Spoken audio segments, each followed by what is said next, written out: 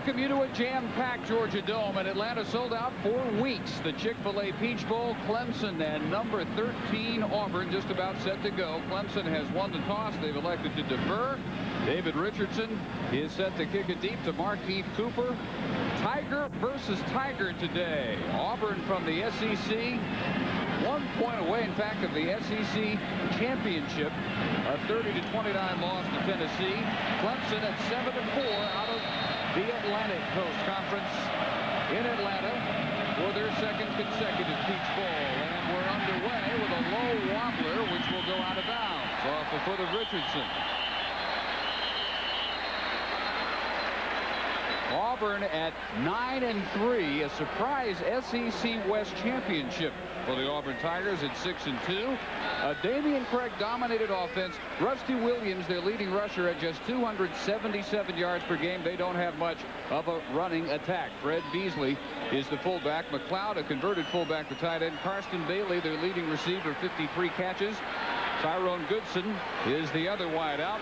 Up front, James Mears, Dunnigan Curry, and the All-America tackle in his final game for Auburn, big 313-pound Victor Riley. Also the final game for Damian Craig, who is back to pass and fires it over the head of Goodson. The Clemson defense, one of the top run defenses in the country. Auburn, one of the worst run offenses. That's a contrast to watch. Dingle at 4.5 sacks, a pretty good pressure guy with White and Bromell up front. Linebacking for Wilson, his final game, he gets the start. Means Simmons. Abdullah, who has 3 touchdown returns this year, emphasizes the big play. Fox, Carswell, Crutchfield. Carswell and Crutchfield, both true freshmen. And Edwards in the secondary. 2 freshmen figure to be tested by the arm of Damian Craig on 2nd and 10. Again, looking to go over the middle, and overthrown is the wide-open second tight end, Tyrone Dillard. One of the basic adages of throwing the football, and certainly Damian Craig is great at doing that, but when you're throwing to the big guys, you don't lead the tight end. You hit him right between the 4 and the 1. Damian would love to have that one over. When you lead the big guys, you're asking for a little too much. That is a long gainer, perhaps 6 points if he hits the big guy between the numbers. Great season, great career for Damian Craig. School record in passing yards. Accounted for almost 79% of the Auburn offense this year. That's far and away the most by any quarterback in Division 1A. And from the shotgun on 3rd and 10. Hit from behind by Anthony Simmons. And the scramble at the 32, won by Clemson. Anthony Simmons has been a major force in the pass rush this year. He made more tackles as a sophomore than he did this year, his junior year. But they feature him in rushing the passer. He comes off the corner. Actually, the protection is quite good, but he keeps coming. He's relentless. This guy will knock you into Tuesday of next week. And the first big turnover of the game. Raymond White, the middle guard, there to hop on it for Clemson. First break goes to the Tigers in the white and orange uniforms. And they start from the Auburn 33-yard line with senior Elon Green, like Craig in his final game, and one of the most productive Clemson quarterbacks ever. The all-time leader in passing and total offense, who can hurt you running as well as throwing. He's taken down by Shannon Suttle. Suttle, a starter in a retooled Auburn defense. They had some suspensions. Green with Priester, their all-time leading rusher, and Javis Austin in the backfield. Hall, Horn, a great year, maybe the best ever by Clemson receivers, 68 catches, and Wofford. And up front, Bundren and Roundtree in their final game. They have started every game of their Clemson career, 47 straight apiece. Halsey, Gamble, and Postel also up front.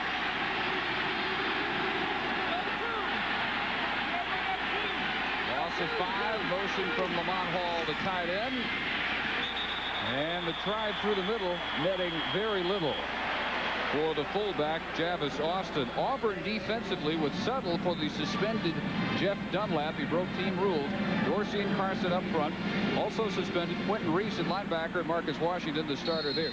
Neal, number 3 in the SEC in tackles, behind number 1 Takeo Spikes and Ryan Taylor.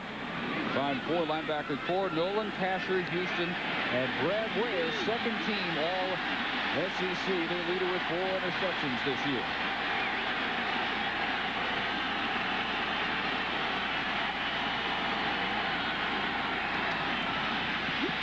Green settles short for Austin.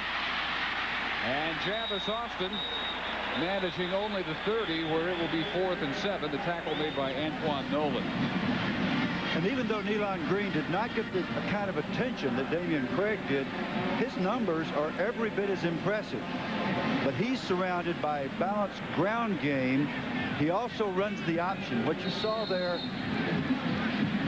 on on second down was really a triple option look with the ball in the fullback's stomach. The Clemson kicking game, a major source of pain early in the season until they moved David Richardson in. 12 of 13 and whistles before he can try a 47-yarder. Timeout. Blue. They're first. Jim Kemmerling is our referee, a Big Ten officiating crew today. Terry Bowden hoping for his second 10-win season at the helm of the Auburn Tigers. Tiger versus Tiger in the Chick-fil-A Peach Bowl. I know just about every garage in town. I guess I ought to know them all. More professionals use Napa parts than any other. That's because they can't afford to put in the same part twice. Just look at the signs. When did you see anything but we install Napa parts? Dan here liked us so much he became a Napa Auto Care Center. How you doing? Yep. Everybody loves Napa. Of course, some say it's the hat. I think it's my good looks. We keep America running. Why did the frog cross the road? He didn't. We've rebuilt one of the greatest video game heroes of all time, and now he's back. Frogger on CD-ROM. The classic arcade game is back and better than ever with more graphics, more worlds, more enemies, more superpowers, and it's more addictive than ever. The hardest part is turning it on. Frogger on CD-ROM for PC and PlayStation game console. Revived, rebuilt, and ready to hop. Hey, buddy, you okay? There's something on my Discover card statement that's a surprise. It's seafoam green. It looks like something from the 50s. It looks vintage. My husband will absolutely freak out when he sees it. He's going to be so excited. I like makeup because I never wore very much before I started singing professionally. My favorite color is a color called faux, as in fake. How many credit cards make a statement like that? The more you spend, the more money you get back. You can't lose. It pays to Discover. Use it where you see the Novus sign.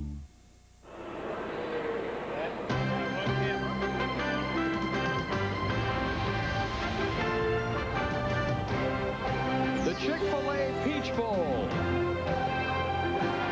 is presented by Chick-fil-A, who invite you to log on to ESPN.com to receive your special Chick-fil-A Peach Bowl viewer coupon.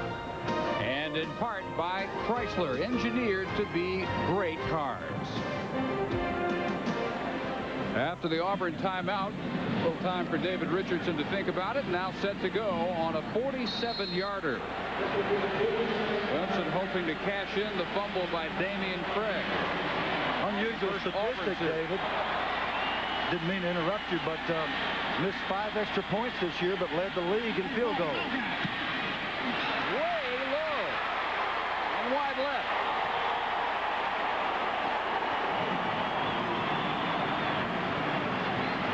So he's missed his second, and Clemson gets nothing from a great early gift provided by the Anthony Simmons sack and the Raymond White fumble recovery.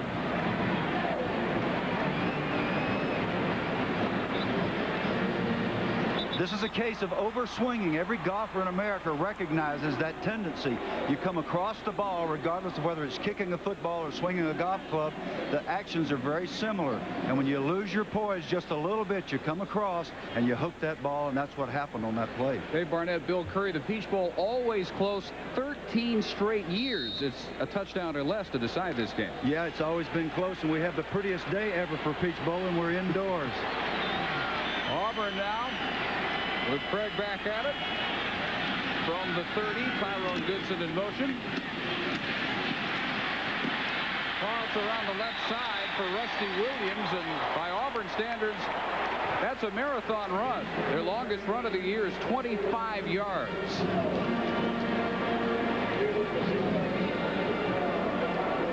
Not quite enough for the first. Williams gets him 9. It'll be 2nd down and 1. And those are the best numbers by any Auburn running back this year. Just 277 yards for the season. 4 touchdowns. They don't look to run much at all, but when they run for positive yardage this year, they're undefeated. Williams through the middle and into the secondary. And to the Clemson 47, where he's hit by Darrell Crutchfield. They have exceeded their rushing total in all 3 of their losses. Technically, if Auburn rushes for positive yardage, you could argue statistically they're supposed to win. All 9 victories this year, they've had positive yardage. And one thing you'll be sure of, that Simmons has to be blocked in order for that to happen. And Clemson tries to protect number 41 and keep blockers off them. Out of the eye again, and this time Craig looking to go up top. And too tall again. This one intended for Karsten Bailey. When you look at Craig and Nealon Green, you could almost have them switch uniforms and there wouldn't be much difference. They are incredibly similar in terms of their numbers. Both of them have had great careers, but there's one startling difference, and that is that Craig constitutes fully 78.6% of his team's offense. I have never seen a number like that in all my years in football. Green has a bit more of a running game, although Auburn's gotten off to a good start in that dimension today. Craig has missed on his first 3 pass attempts, however. Keeping it after the fake to Bailey, and Craig, the running threat, down to the 35 and should have 11 for another Auburn first down before he's hit by Crutchfield. Harry Bowden has pledged to come out and run the football. Reggie Herring, the defensive coordinator for Clemson, said a remarkable thing to us. He said, God bless them, if Auburn can come out and run the ball on us, we'll run over and hug their necks after the game. And I told him I doubted that seriously if they ran successfully. And thus far, that's what they've done, even on what appeared to be a busted play just now. Auburn doing it on a Clemson defense, which was 6th nationally, allowing just 88 rushing yards per game, and so far all Auburn damage has come through the running game. They're going to use their 2nd timeout. We've got 10:48 still to go in the first quarter. Auburn already burning timeout number 2. Yeah, and a very significant thing's already happened in the passing game as well. Adrian Karsten, who is a great talent and whom Auburn needs desperately to win this game, is in the midst of a confidence crisis, a kind of slump. All athletes have them. He hasn't caught the ball well recently. The last game, the championship game, he didn't play well, and he is really struggling. So Karsten Bailey really needs to come up big for Auburn and do better than he did on the high throw just a minute ago. Bailey, 4 drops, had a fumble against Tennessee, had 2 game before that against Alabama. Still, the numbers very good for him. 53 catches, tops on the year for Auburn. And he and Craig at some point figured to hook up deep. I tried to put Adrian Karsten in the game. How long do you think Adrian would last out there? About 1 play. You don't have Adrian here. We do have Dave Ryan. Let's send it down to him. Well, guys, thanks very much. You know, there are a lot of people here, David and Bill, as you mentioned earlier, 71,200 plus. It is packed. Now, when Auburn played here a couple of weeks ago, December 6th, in the SEC championship game against Tennessee, noise was a problem. In fact, there were 14 illegal procedure calls between the 2 schools. So each coach has said they are prepared very much for all the noise they're going to be facing today. But Terry Bowden tells us he's going to waive the rule in terms of any kind of penalty against the other team with too much noise being made. We'll see how much it bothers the guys today. All right, now they're set. And from the 35, again from the I, and again it's Williams. This time driven back hard by Harold Means, one of the fine inside linebackers for Clemson. Mon Wilson got the start today, a senior in his final game, but Means figures to play more. He's a sophomore. You've already pointed out, Dave, there are a lot of fascinating similarities in these teams. And one fascinating thing about this game today, because of where it's located, is this crowd is about 50-50. So it's going to be really loud no matter who's prevailing. Tommy West, his 4th year at Clemson. With a 7-win campaign. Dingle chasing Craig. Fires on the run, and Goodson caught it out of bounds near the 20. Yeah, Goodson has phenomenal hands. He made one of the best catches I've seen all year in the championship game for a touchdown against Tennessee.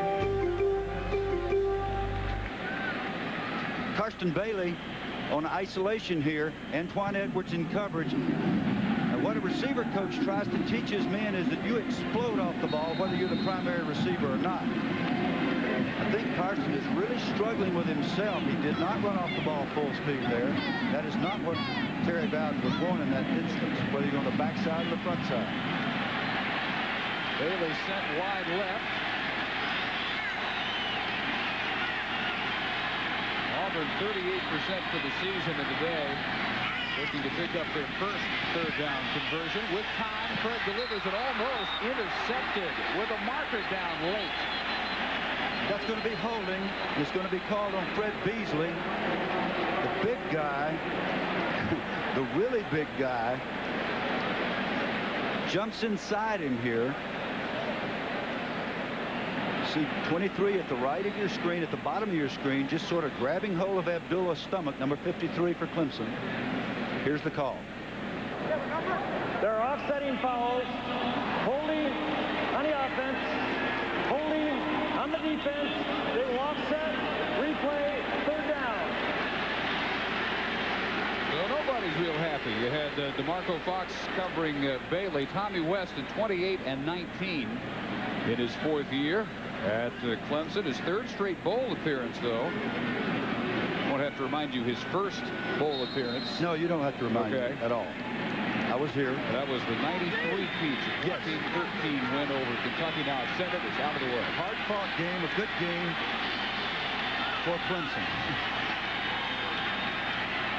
So the offsetting. Fred shotgun, still looking for his first completion, and hit as he delivers incomplete again, looking for Bailey over the middle. But Craig has been rushed hard by the linebackers. It was Raheem Abdullah who almost got to him here. Raheem Abdullah caused the holding foul on the previous play. He's a guy who's really come a long way. He was 6'6", 210 pounds.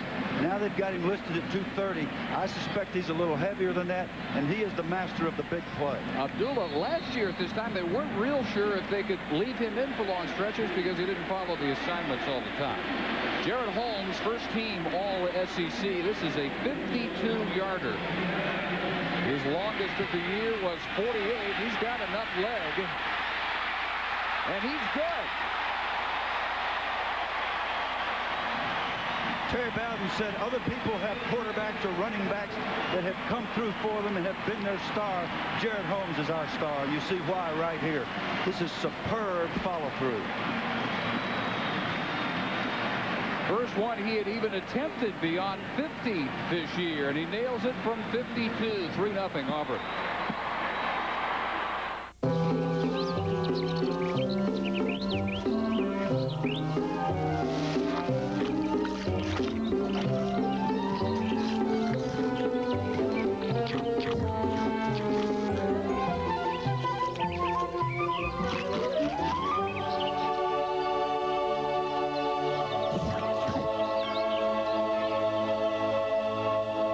Visit the ESPN website for a free sandwich offer from Chick-fil-A. There are cars that are built to appeal to your passionate side and to your practical side. For the passionate, cab-forward design, argent aluminum wheels, air, multi-valve V6, and at no extra charge, a new leather-trimmed interior with an 8-way power driver's seat. For the practical side, the new Chrysler Cirrus LXI is just $18,995. Loaded. Chrysler, engineered to be great cars. When you're looking for anything from gold bulbs to silver bells, stop in and see the folks in the red vest. They've got plenty of decorating and gift ideas to make your season bright. Holiday season or any season, Ace is the place for the helpful hardware folks.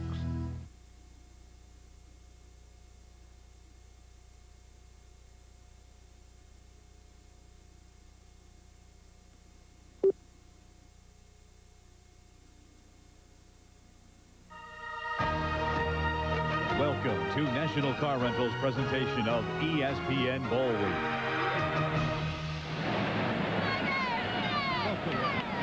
Sold out Georgia Dome, 3-0 Auburn. After the 52-yarder by Holmes. Well, just as we figured Auburn would run all over Clemson and Craig would be 0 for 5 and just as true to form as could possibly be. Sarcasm is understood even by this lineman. Yeah, this is not what we expected, but it sure is fun to watch.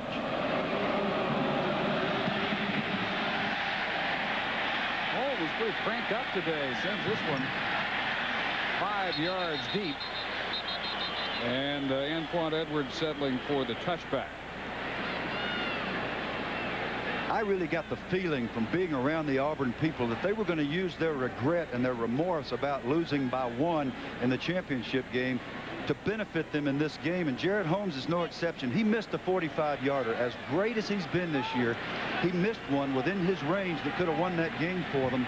So he's trying to make up for it, and it looks like the whole Auburn team is approaching this game the same way. Green has him in the eye, 1st and 10. First carry for Raymond Priester, and there is nothing available around the right side. Up quickly, first contact. Ricky Neal joined quickly by Charles Dorsey. Takeo Spikes, number 55, the leading tackler in the Southeastern Conference, is sideline to sideline. He can defeat a blocker, get off the blocker, and get to the football better than any player, any linebacker ever coached by Bill Oliver. Now that is a mouthful. Anybody that understands anything about football knows that Brother Oliver has a long and storied history as a defensive coach. Led the SEC, 136 tackles.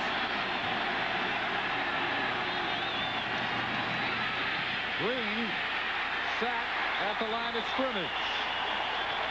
And it was Bobby Daffin who got to him. We figured to see a little more Daffin than we would have before the suspension of Quentin Reese. Well, that's exactly right. And Corey Halsey, number 71, the guard pulling out the lead here, will be blamed for this. But this is on the quarterback. There's a relationship. Green should keep an outside hip relationship with that guard, such that he is between, the guard is between the rusher and the quarterback. When Green ducks up inside, he's fair game. He's on his own. Corey Halsey was not happy with it. 3rd and 10. Auburn going to the nickel. Green handling the high snap. And the completion from now Lawyer, not nearly enough for the first, though. Just 6 or so before Antoine Nolan ranges over for the stop, and a quick 3-and-out applauded by the Auburn Tiger faithful. Yeah, and Ricky Neal, number 50, got his first taste of tackle there. He loves to tackle as much as Takeo. They have a friendly competition between the two of them. Takeo says we just have a sort of a body language. When one of us makes a play and the other one doesn't, we just kind of look at each other. The other one makes up his mind to do better. Good year for Kevin Laird, second best punter in the ACC, and a beauty, which backs Cooper all the way to his 24. And about a 10-yard return for Markeith of a 49-yard punt. Big weekend of NFL playoff action, and ESPN has the best pregame show on TV. NFL Countdown comes your way at noon Eastern, both tomorrow and Sunday, with Chris Berman, Tom Jackson, Sterling Sharp, and Chris Mortensen. And then after the games, tune in for NFL Primetime, all the in-depth highlights and analysis. Auburn with a 52-yard Jared Holmes field goal, leading 3-0. Taking back over from their 34. Damian Craig looking for his first completion, an 0 for 5 start. And DeMarco Fox being helped toward the Clemson bench. Yeah, he's one of the really hard-nosed Clemson defensive backs. In fact, Terry Bowden said this guy is a projectile. But we have to hope it's a minor injury. Or drop everything high for some reason from Craig, but the stretch and grab made by Bailey. Yeah, and that's really going to help Carson Bailey.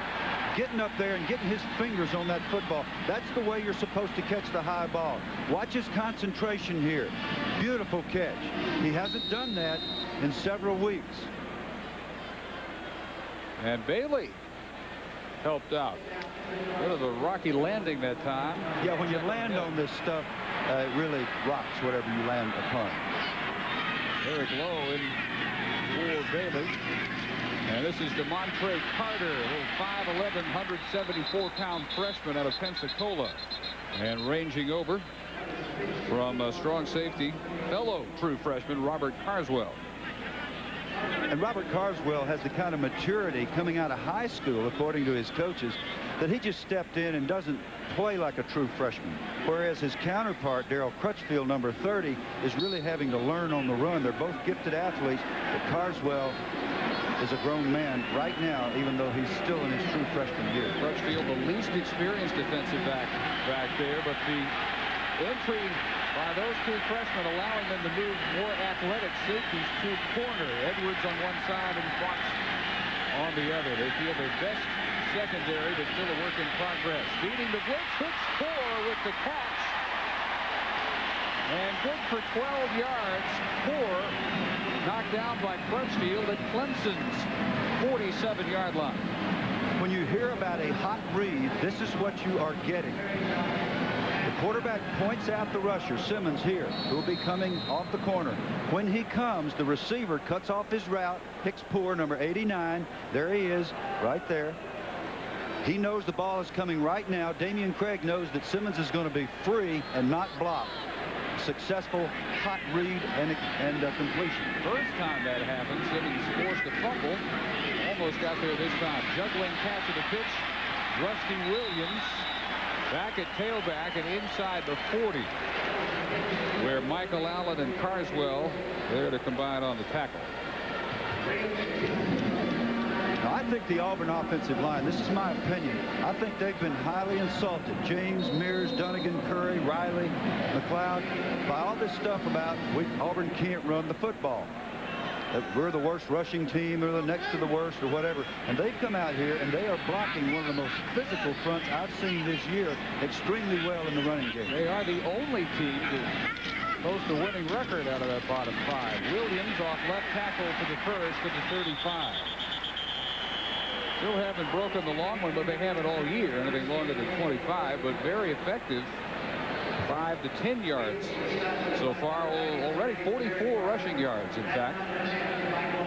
Well, the big guys have it cranked up. Those tackles are coming off the football. I really like Riley and James, the way they're getting after people. They're getting good lead blocking from a guy who always blocks well, Fred Beasley. And by the way, he's a fine runner and receiver as well. Rowe still in for Bailey. Motion from Goodson. Craig pretty well protected this time, lofting one out and incomplete just over Bailey.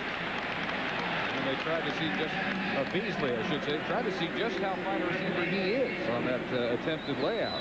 He is a fine receiver, but Raheem Abdullah, whose name means mercy in Arabic, doesn't play football with a lot of mercy. Look at the big guy run stride for stride.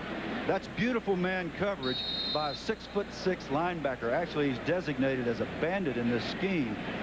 Nice play. Good defensive football by Abdullah. A year ago, I think his coaches would have been worried if he'd have been out there where he was supposed to be. Now they say their best cover backer.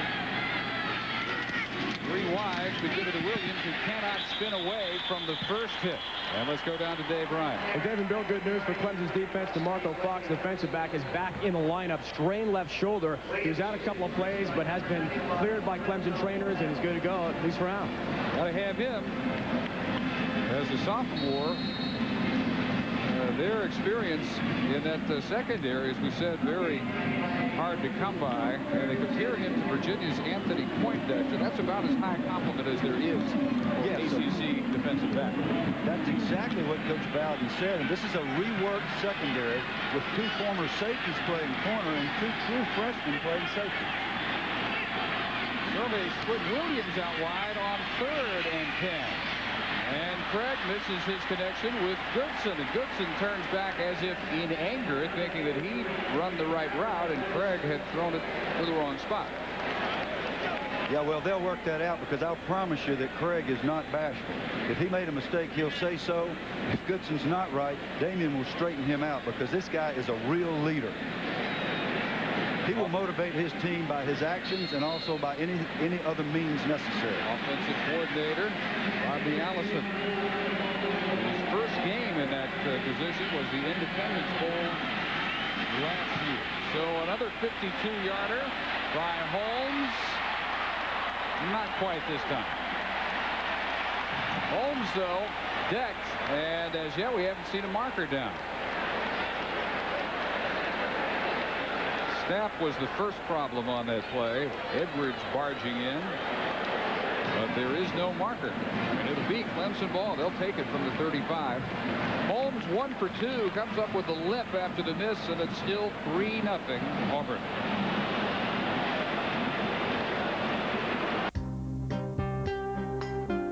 From the moment you walk through our doors, you'll notice a different feeling, a different attitude, a different something. And while we could have asked our customers to tell you about their experience, they already have. Making sure you're satisfied. Sunset Ford. Fitness Forum, your neighborhood fitness center, has no enrollment through January 31st. Get the workout your body deserves and save $150. We feature premium cardiovascular and circuit training equipment along with free weights, racquetball, and an indoor lap pool. Enjoy conveniently scheduled step, body sculpting, and water aerobics classes. Fitness Forum also offers free child care. Take advantage of our massage specialists or relax at our juice bar after your workout. No enrollment only lasts until January 31st, so sign up today at Fitness Forum on the northwest corner of Chandler Boulevard and Dobson in Chandler.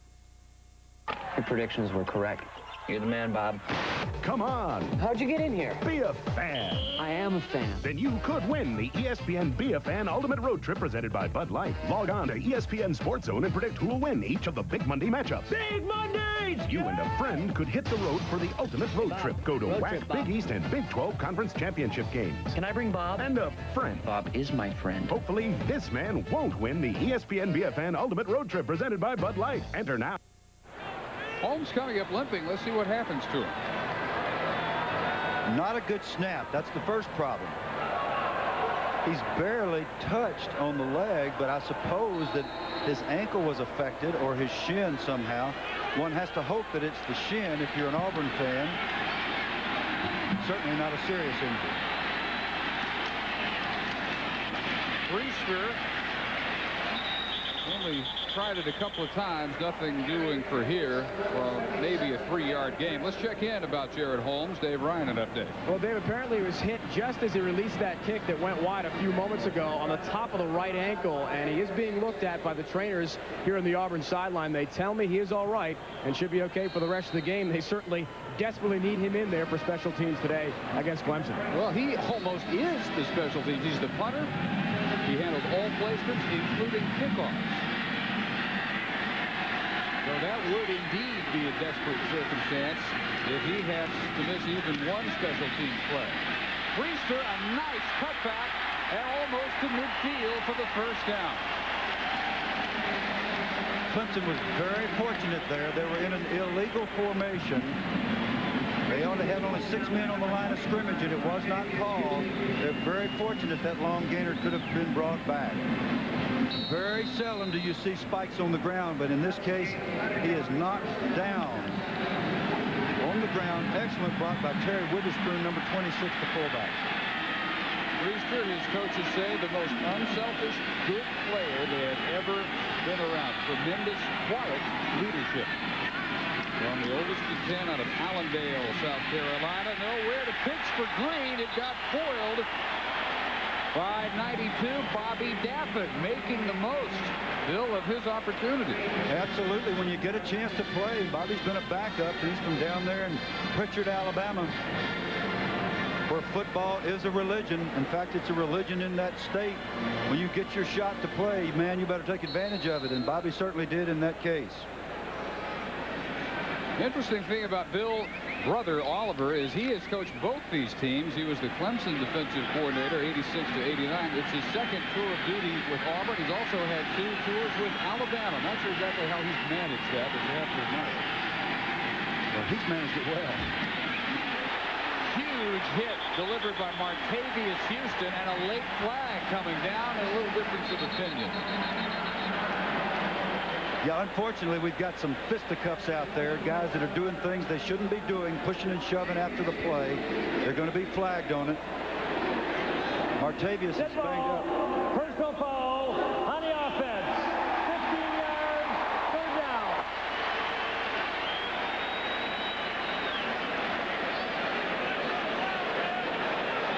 Martavius Houston, number 25, is a great, strong safety, and I feel a little bad. We've left him out of all this pregame hype here, and he's one of the guys that deserves it. And there's the late hit. Not a good decision by Holland Postel. Ricky Neal got back up in his face and let him know about it. When he gets to the sideline, his O-line coach is going to meet him there, and we're going to talk about hitting people after the whistle because it's even worse for Clemson. Houston had the worst of that big collision with Brian Wofford, and he's over in the conversation about his current health. Now 3rd and 28 for West's offense. And they go to 4 wides for Green. Another perfectly timed takedown. Mercy. What a job by Larry Kasher, true freshman. And another Tiger versus Tiger. Set 2 at the 35. At this point, no flags thrown, but tempers flaring here in the Georgia Dome late in the first quarter. If there's anybody that wondered whether these teams were going to be motivated today, I think you can put that one to rest. Larry Kasher right here, another true freshman. A form tackle, and by the way, a nice catch by Horn, who doesn't take anything off of anybody himself. We've got a real football game with a bunch of competitors on this field. So Kevin Laird on the punt. Cooper, one of the top running backs in Florida high school history, bothered by injuries this year. Timeout, Auburn, their 3rd and final timeout. So that's it. That's it for the entire first half for Terry Bowden. We've got 15 seconds still to go in the first quarter of the Chick-fil-A Peach Bowl.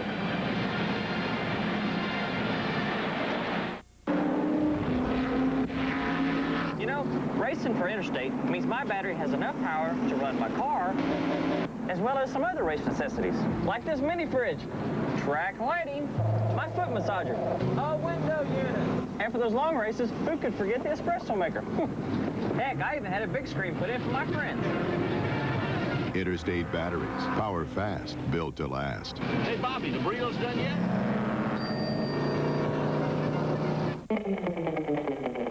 It's always been my way or no way, right? So when I go away, I stay at Super 8. I want it comfortable. Am I right? I want my VIP discount and friendly people. But not too friendly. Life's great at Super 8.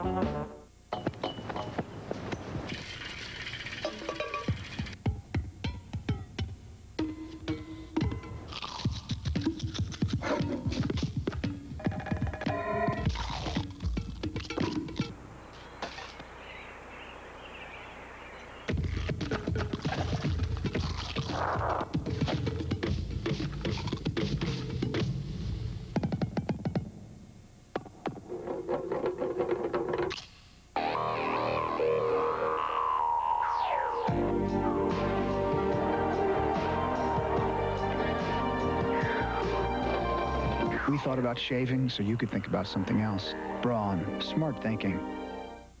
3-0 Auburn. Terry Bowden has had the best first 5 years of any coach in Auburn history. That goes all the way back past John Heisman, but I bet he's never had no timeouts for an entire first half with better than a quarter still to go in the half. I'm sure this was not by design, but for some reason, they're all gone, and that can happen to you.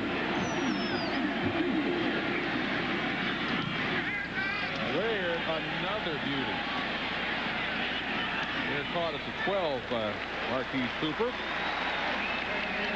Laird kicked a lot of balls yesterday. I've never seen a punter kick so many balls on a Friday. All of them look like that. If we were outside, he might bring rain. He's got a 49 and a 47-yarder so far. Tomorrow on ESPN, the semifinals of the Anderson Consulting World Championship from Scottsdale, Arizona. Ernie Els, Davis Love III squaring off in one semifinal, and Colin Montgomery taking on Japan's Hajime Meshiai in the other. And on Sunday, ABC Sports will have the final. There's no drama in golf like match play. Watch the Anderson Consulting World Championship this weekend.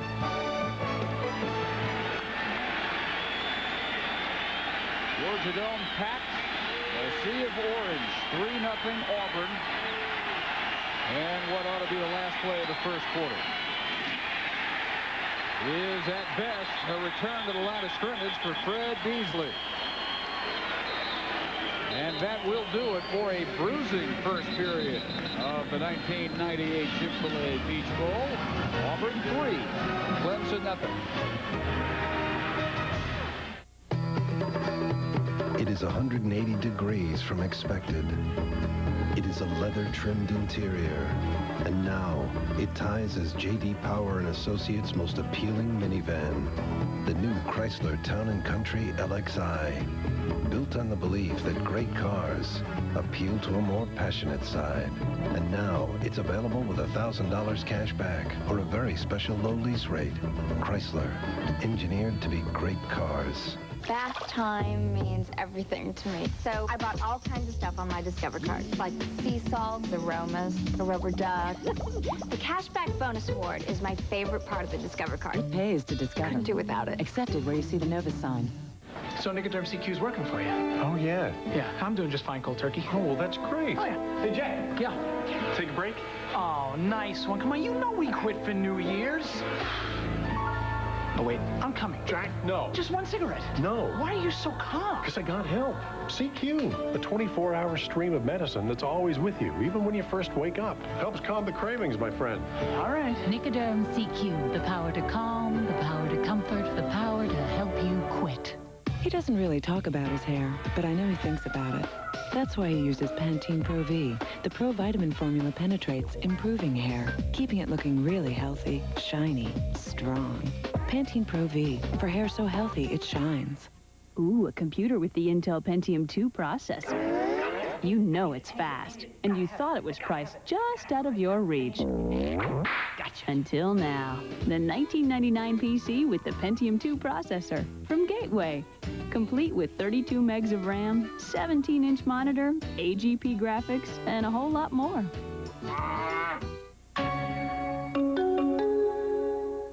Call us at 1-800-GATEWAY, and we'll build one for you. When you're looking for anything from gold bulbs to silver bells, stop in and see the folks in the red vest. They've got plenty of decorating and gift ideas to make your season bright. Holiday season or any season, Ace is the place for the helpful hardware folks. That's me, Bill. Here we are at the Super 8.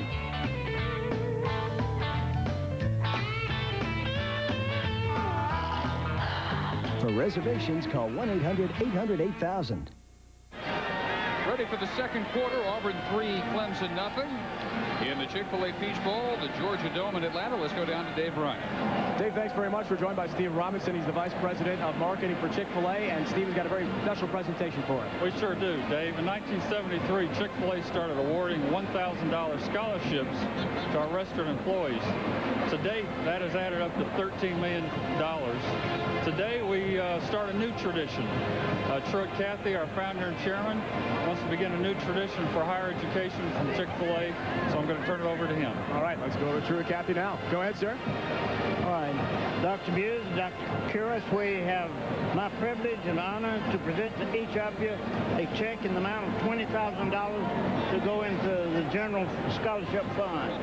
We have committed to do this for the next 2 years. We hope you'll be a part of the action next year. On behalf of the Clemson students, we thank you very much, Stuart, and Chick-fil-A. On behalf of Auburn, Miss Kathy, we thank you very much. All right. And those were the two presidents, Dave and Bill, of the two universities here today, Clemson and Auburn. Back upstairs to you. All right, Dave, we're set to go. Auburn back up at its 11-yard line. Very little through the air so far for Damian Craig. Just 2 of 9 for 20 yards. And on 2nd and 12, 3 wides and a shotgun for Damian. Throwing to Bailey, who had cut it inside. Craig expecting to find him outside, and that's at least the second time, Bill, that Damian has not been on the same page with his receivers. Very often, a month with no football results in this kind of thing. You would hope that you would keep your communication and your adjustments on routes so that you're together on things, but it is not happening for Auburn. You're exactly right, Dave, and these are things that are really inexcusable when you have veteran players. And what they really need with Bailey is to catch the ball. He's doing that now, so they've got to be coordinated better. It's hard to tell whose responsibility that was. 3 wides again, hits 4.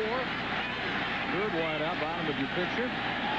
Woodson next to him, and they're coming after Craig. Almost got him, running for his life.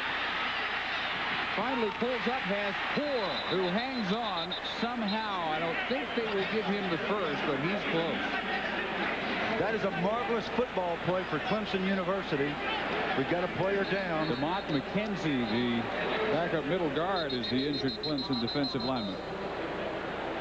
Reggie Herring, Clemson's defensive coordinator, said, when you see this guy start running around, you pray for us. This is what he means. This guy's running to his left, gets his shoulders turned, gets the ball thrown.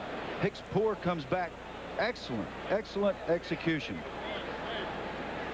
There are very few people in the world that can do that kind of athletic thing. Almost a first down.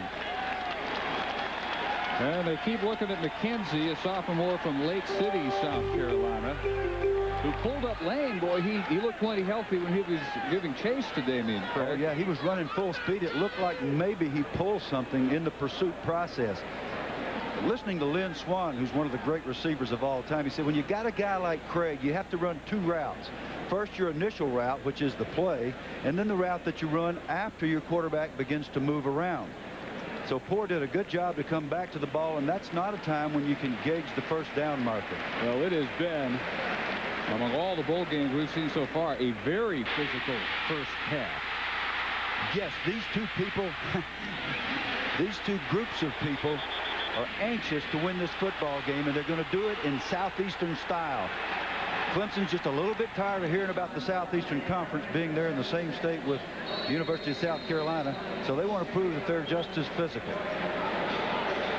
Holmes has shaken up his injury after the 52-yard miss, and this one is partially blocked. And considering that, he gets pretty good yardage, actually, to the 44. As Abdullah was able to break free and get a piece of the punt by Jared Holmes. This big guy reminds me of a teammate of mine, Ted Hendricks, who just had a knack for covering the right guy. He had a knack for getting a piece of kicks. He gets just a fingertip on that one. You see the official signaling the partial block. He stays away from the kicker. His angle is perfect. He's having a career day today. He wishes he got in the whole thing. He holds Holmes to 22 yards as it is. Maybe 1 for Priester. Maybe give him the 43. Raymond Priester had a bad ankle, which cost him the equivalent of 2 full games this year. Still managed 894 yards, 3rd best in the ACC. Still first team all ACC. Very respected outgoing senior. Indeed he is. I noticed the same thing you did, David. He constantly praised his teammates when we asked him about his accomplishment. He's respected and respectful. Absolutely right. Motion from Lamont Hall. Lean off the play fake. Fires and juggled and dropped by Mal Lawyer, who would have had the first in front of Larry Casher. 3rd and 9. Good execution by everybody. Good throw, good route. Even better break on the ball by Larry Casher. when Brother Oliver says is our best corner by far. That's more strong language for a true freshman. Casher has a great career ahead of him, made a phenomenal play in the SEC championship game. At the same high school as Damian Craig, Bluntheim, also out of Pritchard. Clemson hoping for its first third down conversion. As Auburn comes with a safety blitz, Green in time and again dropped, this time by Wofford. This time you can't credit the defense for anything. The route was well run. The ball was perfectly thrown. So many times with a quick post like this, you see the ball thrown behind the receiver. This is a perfect throw by Green. Should have been caught. Back to back by Green about as well as you can under some duress. So Laird will hope to pin Marquis Cooper deep. He waits for it at his 10. Field position game so far.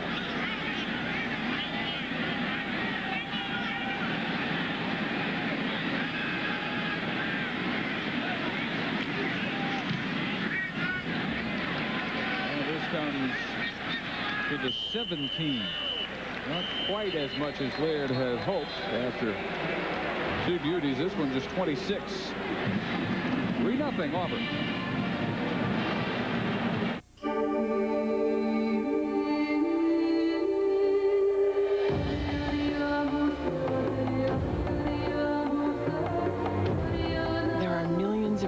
To fly today. Only one that matters to you. At Delta Airlines, it is our pleasure to get you to the place you want to be. Delta Airlines, on top of the world. Some decisions are harder than others. The Chrysler Sebring LXI Coupe or the Sebring Limited Convertible. For the passionate side, fully independent suspension, speed-sensitive steering, multi-valve V6, and a luxurious leather-trimmed interior. The practical side, lease the convertible from just $299 a month. And on the coupe, get $1,000 cash back and luxurious leather at no charge. Some decisions are easier than others. Chrysler, engineered to be great cars. Who's looking after your money? You do have goals to reach. Are mutual funds getting you there? How do they see things? At Janus, they look for opportunities one at a time. Not categories, not trends. Just great companies to invest in, no matter what the market's doing. You can find them if you look hard enough. And Janus does. Get there. Janus No-Load Mutual Funds.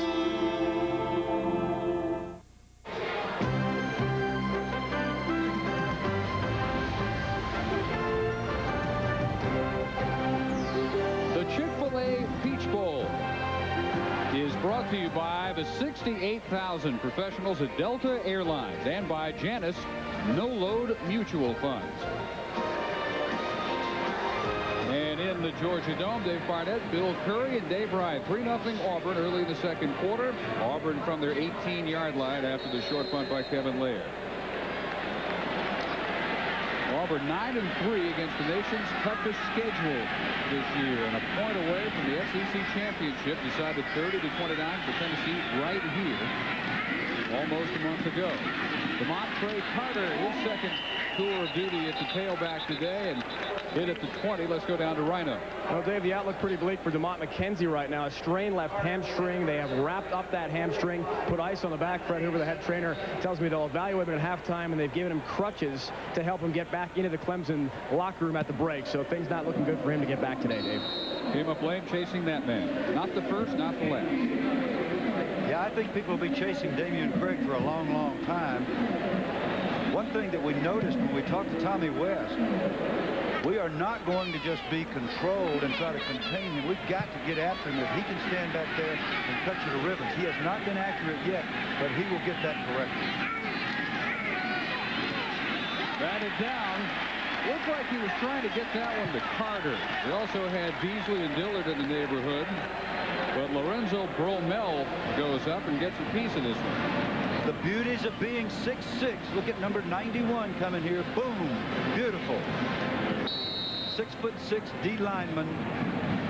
create those kinds of problems. What they're trying to do, Auburn, right now, is just get a completion for Craig. Now, Damian doesn't need any confidence builders, but the team needs to have some completion. That's the heart and soul of their offense. 54% for the year today, 3 out of 12, and he's got to hurry to get the snap off in time, which he does. Goodson at the 31 before he's driven back, and that will be enough. 12 yards for the Auburn first down. Damian Craig about 79% of the Auburn total yards. He doesn't mind the heavy load. It's been an enjoyable experience, but it's also been a lot of work. I wouldn't have this much freedom if I wasn't prepared each and every week. I go out and prepare myself as much as I can because a lot is dependent on me, and they've had a lot of faith in me to put this offense in my hands, so I had to perform at a high level each and every week, and it takes a lot of hard work to do that. Well, so far, more than held in check by Clemson. Abdullah coming, has him back at the 20. We've already said that Abdullah's having a career day. One of the things that Damian Craig has not gotten enough credit for is he is a marvelous faker. My old friend Homer Smith calls it prestidigitation, sleight of hand.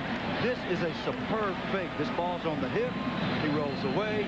Abdullah's having none of it. He just stays on his assignment rather than being deceived and gets Craig on the ground. Down to Rhino. Well, guys, we're noticing at the sideline here that Raheem Abdullah is having a lot of fun trash talking with Damian Craig. On the pass that was tipped earlier in this series, he had a lot to say about it, and certainly even more was added when he put him down that last sack. Watch that rivalry building up throughout the afternoon. Not shy at all, Raheem Abdullah. Craig a little better protected this time, settles short for Beasley. Quick takedown at the 10 by Robert Carswell. Robert Carswell showing his maturity, playing his assignment. One of the things that Terry Bowden was very candid about is that he feels like his screen game is not what it should be. He said, we have stayed with the inside-out screen, which is exactly what we just saw, meaning a back coming out of the backfield and drifting outward, rather than the outside-in game with wide receivers. And it has hurt us. That's exactly what happened on that play.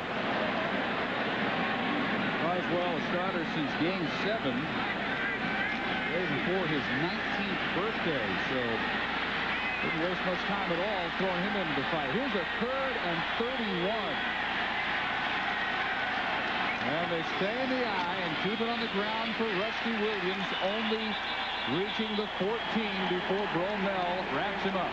Sometimes you hear hometown crowds boo that kind of call. In other words, Auburn people might be upset with the draw call, but there aren't many 31-yard routes, Dave, where you know you're going to make the first down. And there are an awful lot of interceptions when you throw it up for grabs in that situation. So the attempt is just to help field position. Now remember what happened last time Holmes punted. Abdullah got a piece of what became a 22-yarder. Not this time. Gets it to turn over and drives Tony Horn all the way back inside his 40.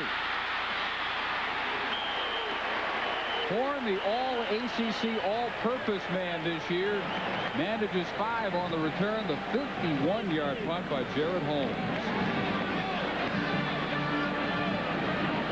Feeling back to 100% apparently after a slight leg injury after his missed 52-yard field goal attempt in the first quarter. Yeah, and Ryan Taylor that time was the wingback on the punt protection team, and then of course covers after the ball is punted. It was his job to block Abdullah. He did his job that time as opposed to what happened the previous time. Clemson offense much more wide open under first-year coordinator Steve Ensminger, and he starts them with 4 wides on first down. Horn making the catch, nowhere to go though, past the 40. Now, as I explained earlier, what the hot read is, when Auburn had the ball, this is exactly the same kind of principle with a different route. Ensminger coming over from Texas A&M, where he spent the last 3 years with R.C. Slocum. Clemson setting 9 passing records this year, and Nealon Green leaving with 30 individual records for passing and total offense. Tommy West hates to see him go. Yeah, you love those guys. Both these teams with enormous holes to fill next year. And a lot of spots, particularly the quarterback. Priester, another one departing after today. One maybe for Raymond Priester, who has not gotten untracked or even close at all. Leonardo Carson joined by Brad Ware on this hit. Down again to Dave Ryan. Well, guys, we know all about Raymond Priester. Many college football fans do. One of the top players in the South and the all-time leading rusher at Clemson, holds 16 school records. But the story behind him, pretty amazing. He was virtually ignored by local media when he arrived on campus because he was one of 5 very solid tailbacks in an excellent recruiting class. Well, coaches put him at fullback for a while. We'll tell you more after this play. Eventually, though, he made history becoming a great Clemson running back. Yeah, they did finally figure out where he belonged. Blitz coming from Houston, picked up. Green on the scramble is upended at the 45. Dave Ryan again. Well, he emerged as Dave as a top tailback his sophomore year, made history in 1995. All-time Clemson record for a single season. Not bad for a guy from Allendale, South Carolina. The first person from that town to ever make it to major college football. One of 10 kids, Dave and Bill. Grew up in a house without a telephone. Now he's calling out to the college football world, maybe to the NFL. He's a perfect stir of a small-town hero becoming a legend in the big time. Yeah, but he's getting a lot of calls these days from those who would like to, shall we say, facilitate his move to the next level. Laird on to kick. And a pretty terrific battle between the punters. Cooper returning this one from the 1. A true freshman mistake turns into a big return. Wow. 54-yard kick and fielded at the 1. But Cooper brought it back 20. 3-0 Auburn in Atlanta.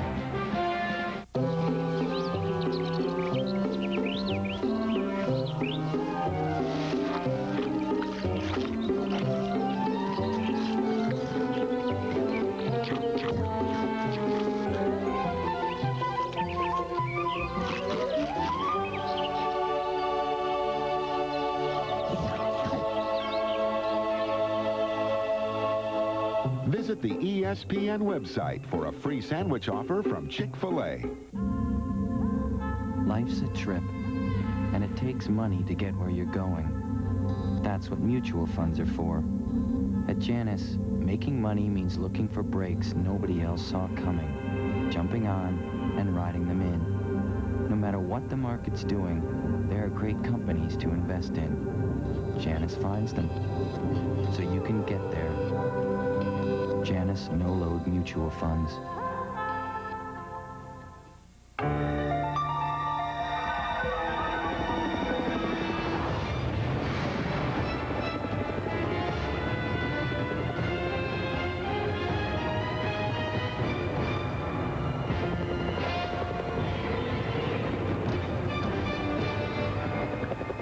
Honey, you went out for milk 3 days ago.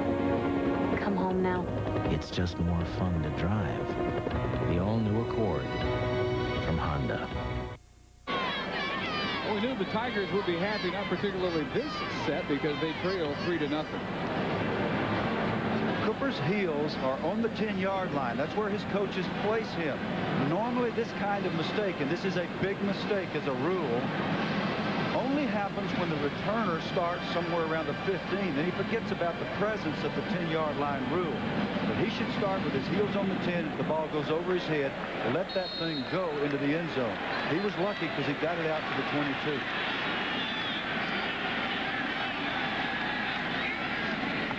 Greg, again, wild high, and that's been his consistent problem in this first half, intended for Baylor. Anybody who's ever pitched or thrown a football understands these kinds of things. He's just got to get himself together and get disciplined, squeeze that ball a little bit more, and get that throw down. Ben Leard, the heir apparent at quarterback, next to Rodney Allison. The average starting field position for Auburn, they're 25. For Clemson, they're 44. And a 68-34 edge in total yardage for Auburn. This one overthrown for Goodson. I think he is as puzzled as anybody. He can't figure out why he's this wild today. Neither can Terry Ballard. He was very pointed when we asked him about the emotional impact of this being his last game, and he said, look, I don't want to get sentimental about this. I'm going to go out and play this game, but maybe he just couldn't help it, and the adrenaline's pumping so that, you know, Brett Favre has that problem early in games. He starts out throwing the ball all over the lot, then he hits a couple and settles down. I'm sure Craig will do the same, but right now, he's the mainspring of this offense, and the spring ain't functioning like it normally does. And they had success early running the ball the last several series. Trying to get Craig on track. Hasn't worked so far. For Hicks, 4, and another one overthrown. 3 straight overthrows by Damian Craig on what becomes a 3-and-out for Auburn.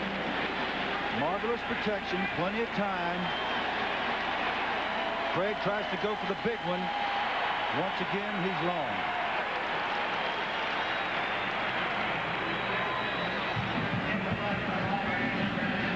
Really have to wonder if he's banged his hand or if there's something that's changed his motion somehow, but this is so uncharacteristic.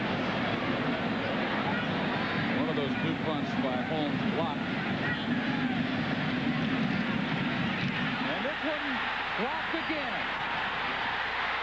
Clemson will return it for 6. The return for Clemson for a touchdown by Chad Speck. Up 13 yards. And another freshman, number 23, Rod Gardner, is the man who got the block. This is a breakdown in fundamentals and a virtually total breakdown because had Gardner not gotten it, I think the other guy might have. He's clean right up the pipe. Something that you almost never see in Auburn football is a complete breakdown in the kicking game, and to have 2 punts blocked in 1 half, I suspect Auburn's gone for years and years without having a punt block. 2 in the first half, and Clemson takes its first lead. The extra point by David Richardson, 7-3. Abdullah got the first block. That one went 22 yards, did not turn into points. This one immediately points for Chad Speck, a freshman from Nashville, 7-3. We don't have a new dealership, and we don't have an expensive building. But we also don't have a huge overhead, so we don't have to charge for those luxuries in our car prices. Happy holidays from the Darner family and employees. To finish a great sales year, all new Chrysler Plymouth cars and minivans and Jeep Wranglers, Cherokees, and Grand Cherokees are on sale at 2% over invoice. Used cars at the lowest prices of the year. That's right, 2% over invoice with a free set of golf clubs. Happy holidays. And we won't sell a used car that I wouldn't sell my daughter. Look at this TV. Beautiful, isn't it? Mitsubishi makes them best. Love to own it, wouldn't you? Money's a little tight right now? Nothing to it. Come to Jerry's Audio Video. Get a Mitsubishi big screen, big tube, or VCR, and don't put any money down. Don't make any payments, and don't even think of paying any interest charges, accrued or otherwise, till January 1999. Go for it. Go for the sports. Go for the movies. At Jerry's Audio Video, the only store like it in the world. Hey, Rich. Stuart, you shouldn't have. I didn't get you anything. All right, don't worry about it. How'd you know? I just, come on, put it on, put it on. All right, all right. You knew my size and everything. Hey, that looks good. Thank you. It looks... Feels good. Thanks. Happy holidays. Happy holidays, man. Cool. Chad Speck, just a freshman, making a habit of this. He had a fumble recovery, the key play of the game against South Carolina to turn that one around, and he returns this block punt. But this is a stunt that brings Gardner 23 in the B gap, or the second gap out from the center. The guard is supposed to reach out to him and punch him, not allow him to come through cleanly as he did. Bill, Holmes did not have a punt block all year. 2 in this first half. Very often in bowl games, because you have a month delay and you get off your routine of practicing your special teams, you neglect little things like punt protection, which become very big things. And in fact, there's nothing bigger in all of football than punt protection and punt coverage. And I don't need to explain why after the last couple of minutes. I'll tell you this, head coaches lay awake more nights agonizing over those two things than anything else in football. Cooper, just like on the punt, returns this one from the 1.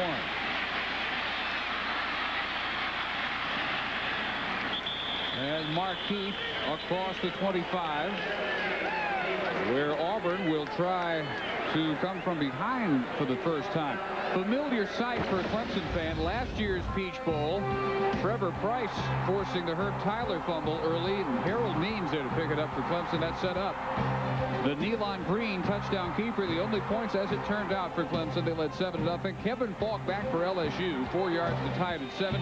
A chance to win it. Matt Padgett, 52-yarder blocked with about a minute to go. And LSU, the 96 Peach Bowl champs, 10-7 over Tommy West. So the big play turned in again to get his team some points. And DeMontre Carter tries the middle as Auburn goes back to the ground game, which has been so much better than their throwing game so far. Well, in fact, it obviously has, but this is not a good sign when you go back to the ground game and it appears that it's because you can't throw the ball, which is the basis of your offense. Not a good confidence thing, in my opinion, to come out and line up in the I formation and start running the ball now. But maybe it'll work. The special teams of these two teams have been virtually identical, almost as similar as the two quarterback statistics. A virtual standoff, but blocked kicks makes such a huge impact.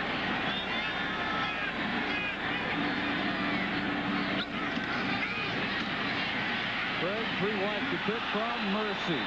How many of these are we going to see? That one intended for Hicks 4. The shocking thing for Rodney Allison and everybody else is that they are so badly overthrown. We'll take a look at Damien's motion here. What normally happens when the ball sails is the elbow isn't up. And sure enough, having watched him frequently through the years, he is not throwing with his normal motion. He may have a sore elbow, a sore shoulder. He's not going to complain about it. He's going to take responsibility. But that elbow is not up to get the sort of follow through you have to have for accuracy.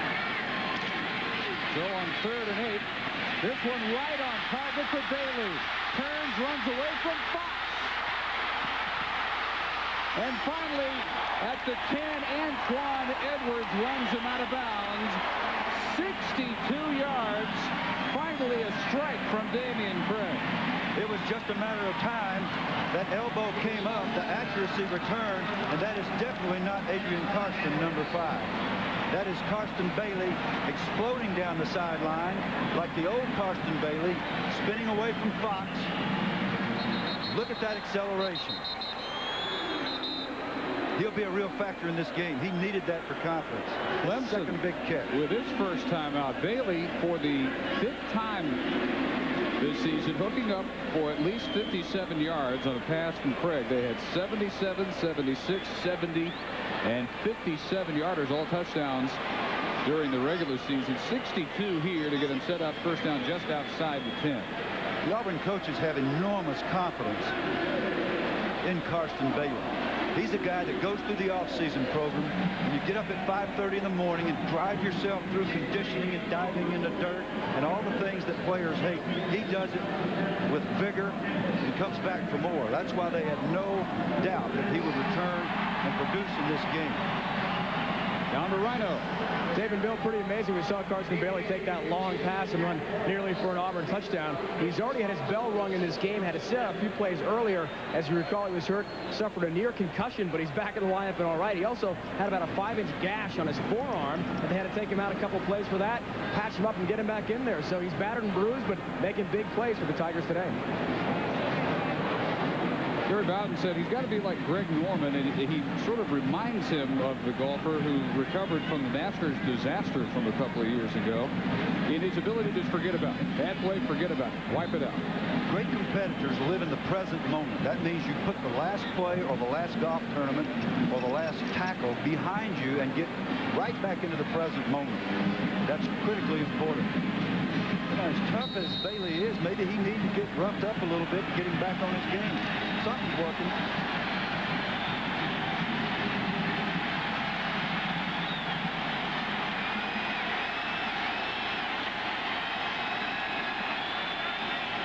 Williams in motion. Craig from the shotgun all day.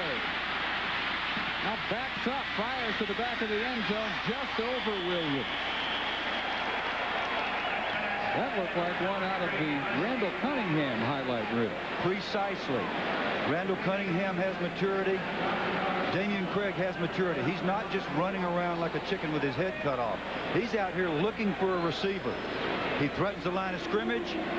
His hope when he does that is to draw somebody out of coverage. He's got a man. He throws it where only his man could possibly catch it. Otherwise, it's an incompletion to come back to do battle again. This time out of the eye. And Rusty Williams kicking his way to the 7th. 3rd down and 6 from there. We go under the 5-minute mark. Second quarter. Adrian Dingle on the tackle. Talked about football's importance in the state of Alabama. A good friend of ours called us Reverend Bill Floyd right after we went to coach at Alabama and said to my wife Carolyn, you know, football's a religion. I mean, she said to him, football's a religion in this state. He said, oh no, Carolyn, it's a lot more important than that. So if you think you feel intensity on this field, you do. You do.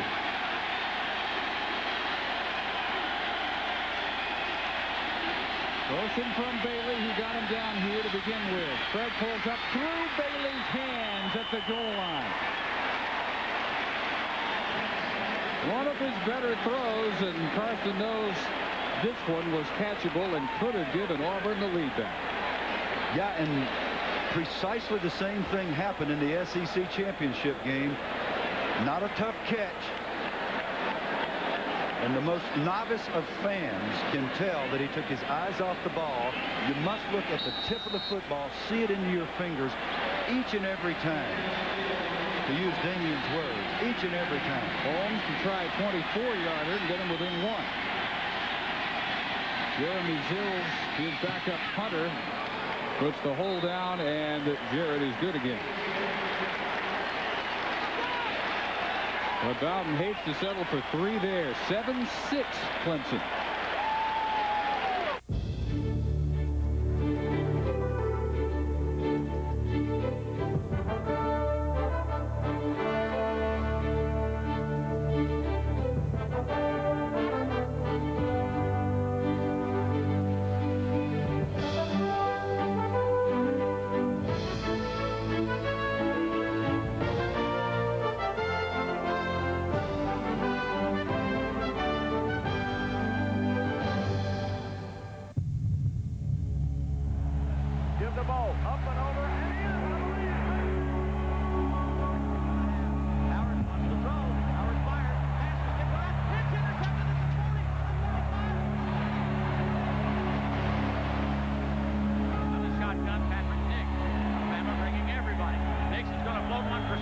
Sanders. Oh, he caught it at the 2, and he dived in. Touchdown, Auburn!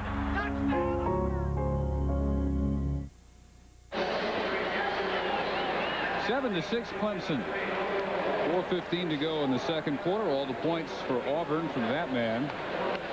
Almost had a first and goal just outside the 10, and that is where Abdullah and the Clemson defense stiffened quite a bit.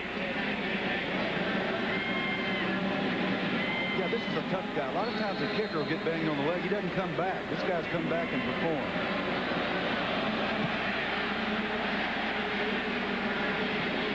Really deep kick. And I do mean perform. Austin, I guess so. Austin has to take a knee. 3 more college basketball games Saturday on ESPN. Noon Eastern, Murray State takes on Middle Tennessee State. Then at 8 Eastern, number 2, Duke visiting number 18 Maryland, and at 10 Eastern Nebraska against number 3 Kansas, fresh off their upset loss at Hawaii. Conference play is underway. Every game counts. Georgia Dome, actually, they had to worry about not getting a sellout, but counterfeit tickets. I don't know if any other bowl, maybe the Rose, I suppose, has that problem this year. Yeah, with counterfeit tickets, people are going to stop buying from scalpers, that's for sure. Raymond Priester still looking for a breakthrough run, this time slung down by Ricky Neal. And you alluded to it, Neal at number 50, Spikes number 55. They call themselves Team 105, and they were 2 of the top 3 tacklers in the SEC this year. Many, many times, wide receivers and defensive backs have the reputation for not being very physical. This is away from the play, and Horn is out there working on Nolan, and you think those 2 guys aren't serious. Nolan wants to get to the football, and Horn's going to be sure that he doesn't. You know, it's a shame. It's a shame these 2 haven't played in 26 years. Last Clemson-Auburn game, 1971, Pat Sullivan's Heisman year for Auburn. They will start a 4-year series in 2005. That's too long to wait. Best run so far from Raymond Priester. To the 28, another tackle by Ricky Neal. Yeah, this Clemson program has won an awful lot of football games, and not as many people know about the Atlantic Coast Conference as know about the Southeastern Conference. But Clemson won 9 games in '93. They won 10 in 1990. They won 9 in 1991, all under a guy named Ken Hatfield, one of the best coaches in the business and one of the best people I've ever known. And back through the years, they've won a national championship and many other ACC titles. We'll have him pick up a 3rd. This is 3rd and 2. And Green with the toss to Priester. A flag is down, and Raymond Priester, if the play stands, will have the first down yardage at the 31. But we'll find out what Jim Kimmerling has found out. We may be looking at holding. Yeah, this field is festooned with flags. There are flags flying everywhere. Look like some of those Buddhist prayer flags on Mount Everest. You've been there, huh? I've seen pictures. I've seen pictures. Holding on the offense. 10 yards. Spot of the foul. Repeat. 3rd down. Looks like Jason Gamble, number 73, is letting down the tradition of great offensive centers who don't hold. Had to come. I'm sorry. Racked it up. There he is. Jason just trying hard to get his job done. Those big guys have an advantage on us centers because they don't have to hike the ball. But, Jason, you can't grab him by the arm and then tackle his leg. They're not going to let you do it, son. Junior College All-America, Hutchinson in Kansas. Out of Wichita. Wofford cutting all the way across the field for a minimal gain to the 22, where he's run down by Takeo Spikes. Yeah, and this is the versatility of the great linebacker. I said he doesn't smile very much. He shows up for work every day. He'll knock you into Tuesday of next week. He can also track down a little wide receiver in the open field, and that is very difficult to combine all of those attributes. So the minute 40 and counting in the first half. Laird, who's had a big day, contrasted to the struggles of Holmes. Gets this one down to the 35, where Cooper skins away from the first hit. Flag is down. Marquise Cooper finally down at the 36 of Clemson. Fox injured again for Clemson. This is a 28-yard return of a 41-yard punt, but there are flags down. And was that the punter that made the tackle? I believe it was. Well, we have to be proud of the punter. These guys practice.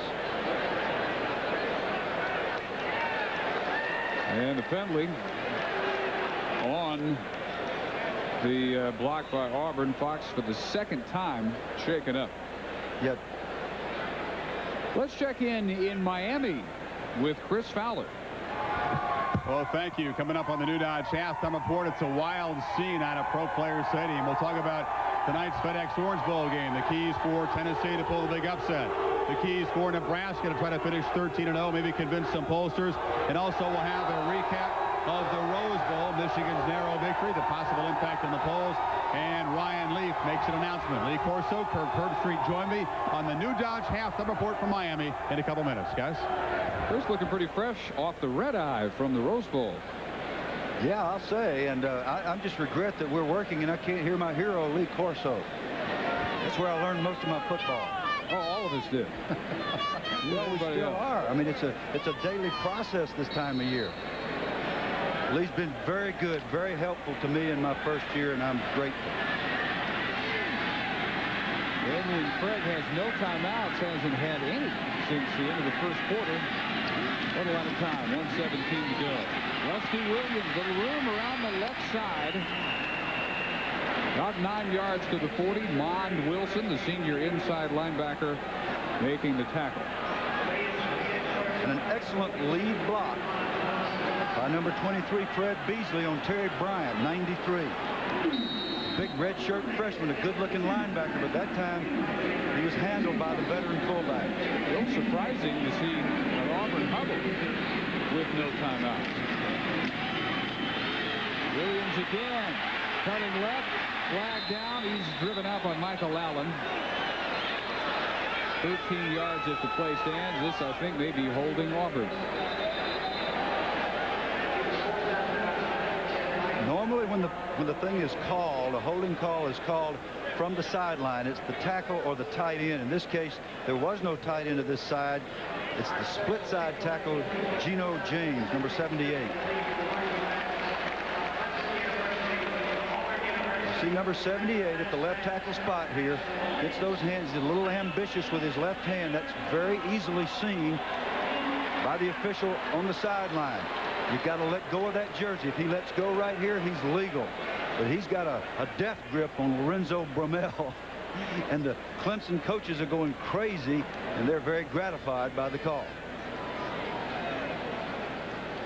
39 seconds.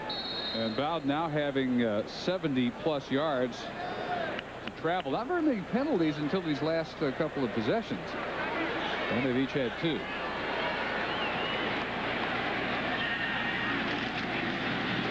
Auburn looking like they just want to run the clock out.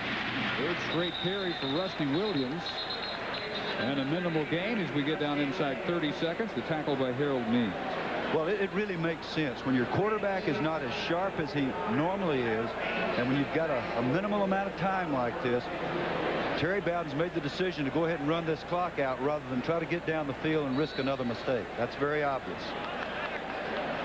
Damian Craig in the first half, 6 of 21 for 95 yards, and 62 of the 95 on the one play by Karsten Bailey. Halftime of the Chick-fil-A Peach Bowl. 7-6 Clemson over Auburn. Let's send it again to Chris Fowler and company in Miami.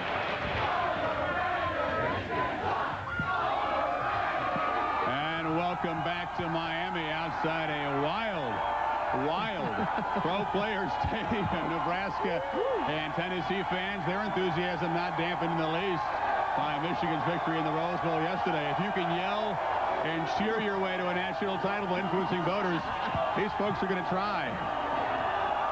Coming up on the new Dodge halftime report, we'll take a look at Tennessee's keys for the game.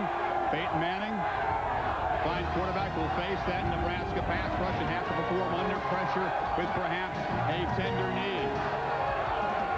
We'll also talk about Tom Osborne, his farewell game, the end of a quarter century of excellence. 8,000 mutual funds. And everybody's looking for a winner. But chasing the latest hot fund won't get you anywhere. To pick a mutual fund, find out how they pick their stocks. At Janus, they pick stocks one at a time. They investigate companies like nobody else and invest in the most promising ones. That's how you get there. Janus no-load mutual funds.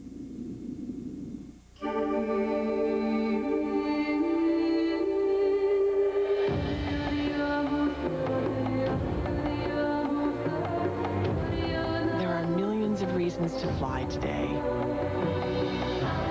Only one fun that matters to you. At Delta Airlines, it is our pleasure to get you to the place you want to be. Delta Airlines, on top of the world.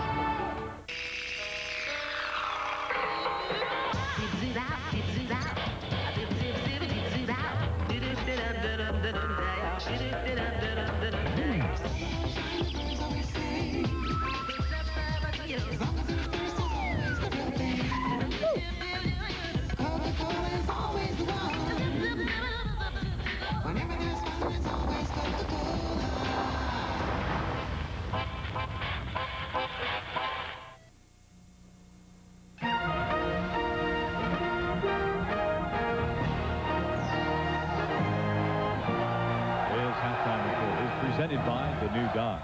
It's about change.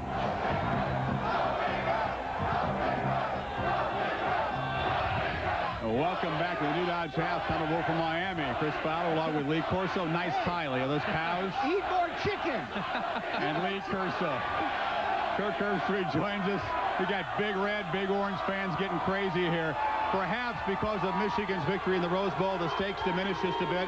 Perhaps this will be known as a footnote in the championship chase for 1997, but there is certainly no shortage of storylines here. Either it'll be a glorious Tennessee win, a great memory in the final ball game of Peyton Manning at Tennessee, and perhaps some vindication for Philip Fulmer, a coach who's been overlooked for too long. Or Nebraska will cap Tom Osborne's brilliant career with a 13-0 season, another chapter perhaps in the long list of college football injustices if they don't get a piece of the national championship. Either way, a compelling storyline tonight. Here's Steve Cyrus with more on the Cornhuskers' shrinking championship hopes.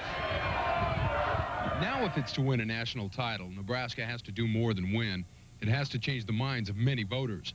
Some suggest, since Tom Osborne announced his retirement, that might happen in the coaches' poll, where his colleagues might view a vote for Nebraska as a nice farewell. I've heard that discussed, you know, that maybe I timed my announcement of my resignation so we might get some sentimental votes. And, you know, you don't end your career to try to pick up a few votes normally. And I really would hope that people wouldn't do that. I hope they just look at the teams. I guess the only hope that I have is that people will at least watch the games. Tennessee has no hope of a national championship. But as a two-touchdown underdog, the Vols' motivation has been clear all week. A lot of people don't want to give us a national respect, you know, that I feel that we deserve. So, you know, this is our opportunity, you know, to go out and establish ourselves as one of the elite football teams in college football. Of course, people going to favor Nebraska over us, but by 14 points, I never heard of that, you know, with a Tennessee team. I mean, we've looked at the tape, and Tennessee's got great athletes with tremendous speed, and they play in a great conference. When we're SEC champions, we beat UCLA, you know, we beat, you know, a great Georgia team. I mean, what more can we do for respect? But we don't control that. The only thing we control is what we do on January 2nd. What they can control, he says, is the way they'll approach every play. This is a game that you want to play in if you're a physical player, because it's going to be physical out there. If you're not a physical player, if you're a finesse player, you know, don't show up on the War on the Beach, because it's going to be a battle. And what more can you say? There is this to say. Tennessee quarterback Peyton Manning is scheduled to start a sore knee, responding well to treatment all week long. However, the Vols' cornerback, Dwayne Goodrich, who has a sore leg, is not ready to go. He'll be replaced by Gerald Griffin, who's seen plenty of game time this fall. And finally, Chris, the weather forecast has changed over the last 24 hours. We're expected to have this breeze throughout the night and maybe even a shower or two. As Steve, there are some gray clouds overhead. This wind's going to be tough to throw the football in. Guys, your keys for the game. Well, I think the key for Tennessee to have a chance in this football game, their defense must step up and stop the option game of Nebraska. Scott Frost and Amon Green to the outside. Look for Tennessee to use Raynoch Thompson and Al Wilson to take away the option to string it out. And in the inside, Leonard Little up the middle on Joel Makovica. If they can stop that option game, force Nebraska to throw, they've got a great chance. I guess I went to Michigan. All of a sudden, I'm a Big Ten guy. Boo! Yeah, finally! All right, special teams could determine a very important part to this ball game. Nebraska has two players you need to focus in on. Number one is their punt returner, Bobby Newcomb. Averages 20 yards every time he touches the football. And their place kicker, Nebraska, Chris Brown. 21 field goals. He's had 18 of them and 62 from 62 in extra points. Could be an important part of this ball game. I agree with you about Newcomb. He's been an overlooked guy in Nebraska. Yeah, he can run. I'll tell you what, hope these fans save some crowd noise for the game. That could be a factor as well. No surprise today, Ryan Leaf made his announcement that, like former Cougar quarterbacks Drew Bledsoe and Tim Rosenbach, he would pass up on his senior season and make himself eligible for the NFL draft. There were NFL scouts crawling all over Wazoo practices at the Rose Bowl.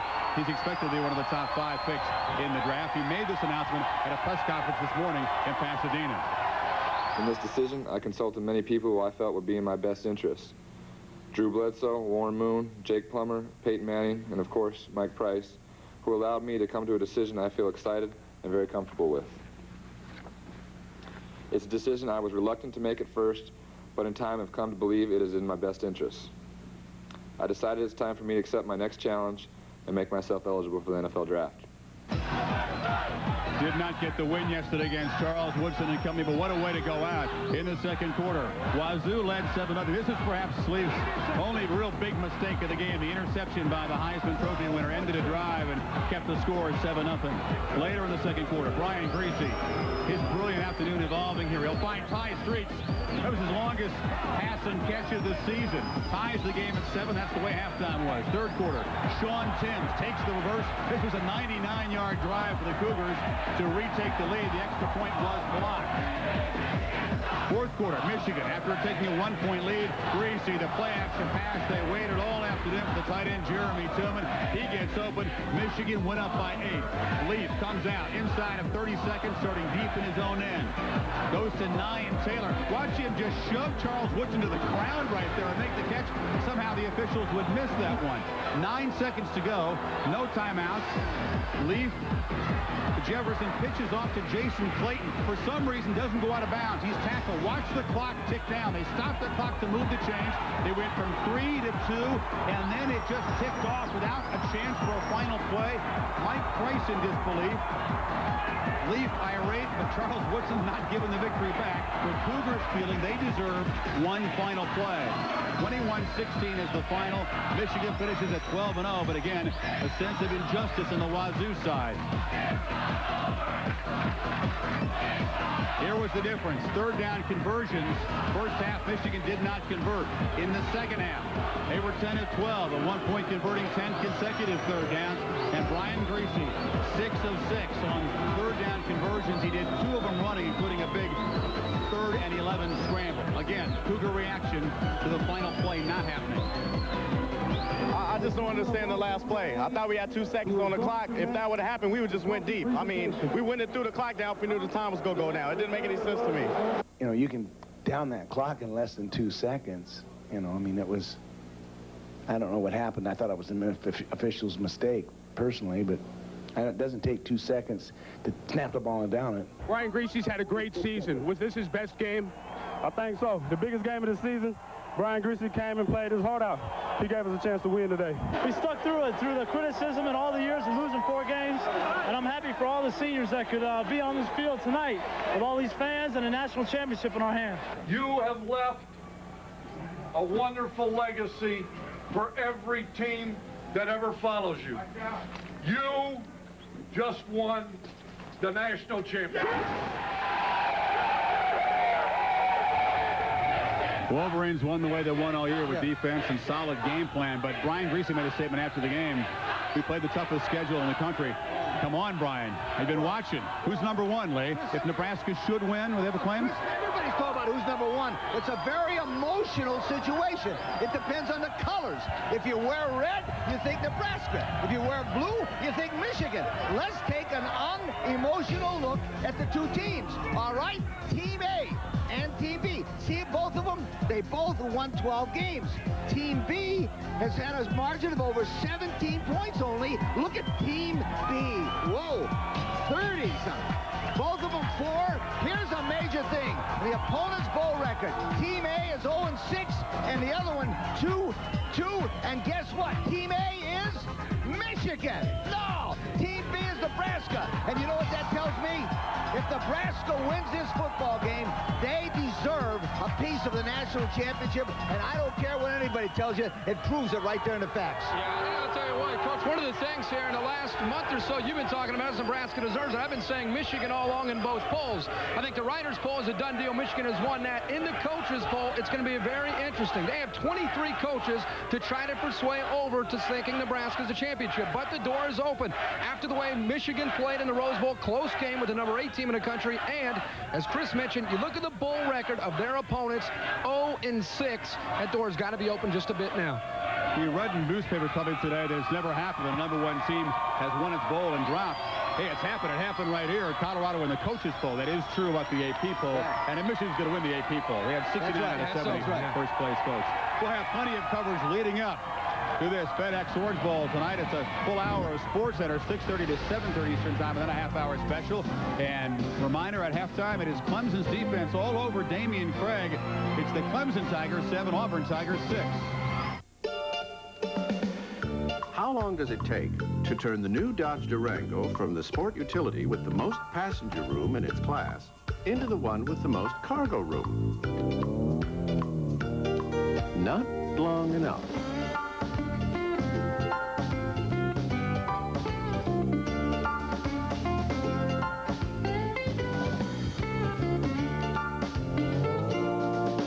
Durango, new ground for the new Dodge.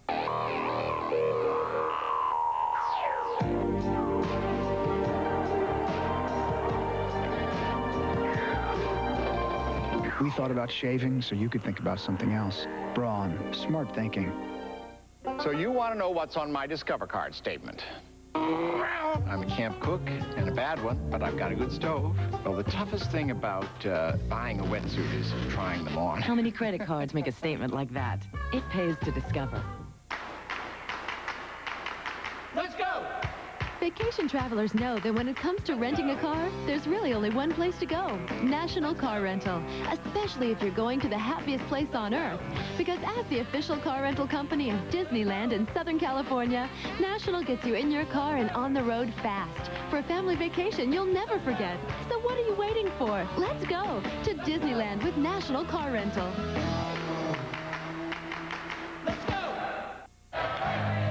New Dodge, yes, Summer Work continues. There's a sky cam view of the orange and red plaid fans mixing outside Pro Player Stadium. A wild build-up to this game. I think they could have some of their venom on the posters right here, I can promise you. Talked about the storylines. Dual farewells tonight. Two gentlemen who have performed their duties with understated class, unquestioned excellence over the years. A coaching legend, Tom Osborne. He rode out some early years at Nebraska.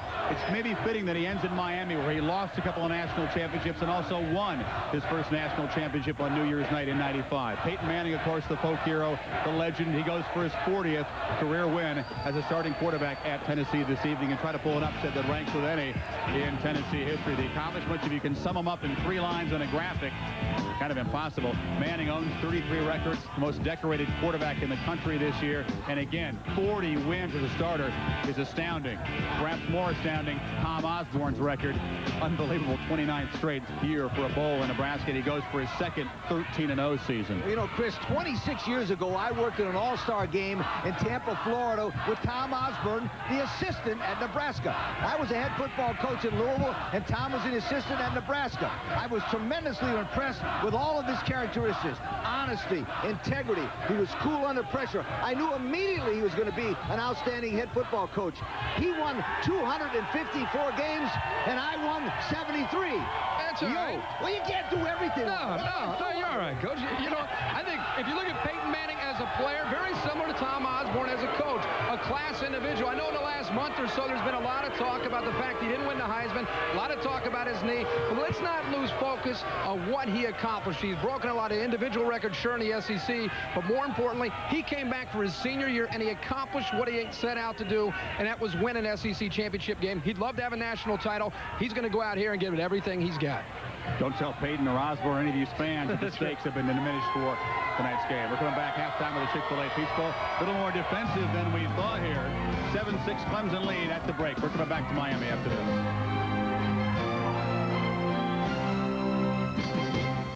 It's time to enjoy the time of your life. Welcome to Crescent Run. Crescent Run is East Mesa's newest, most luxurious, most exciting adult community. We never thought at this age that we would have such young feelings. I feel better than I felt in 20 years.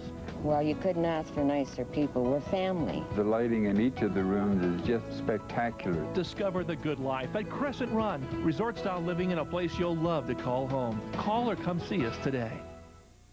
We don't have a new dealership, and we don't have an expensive building.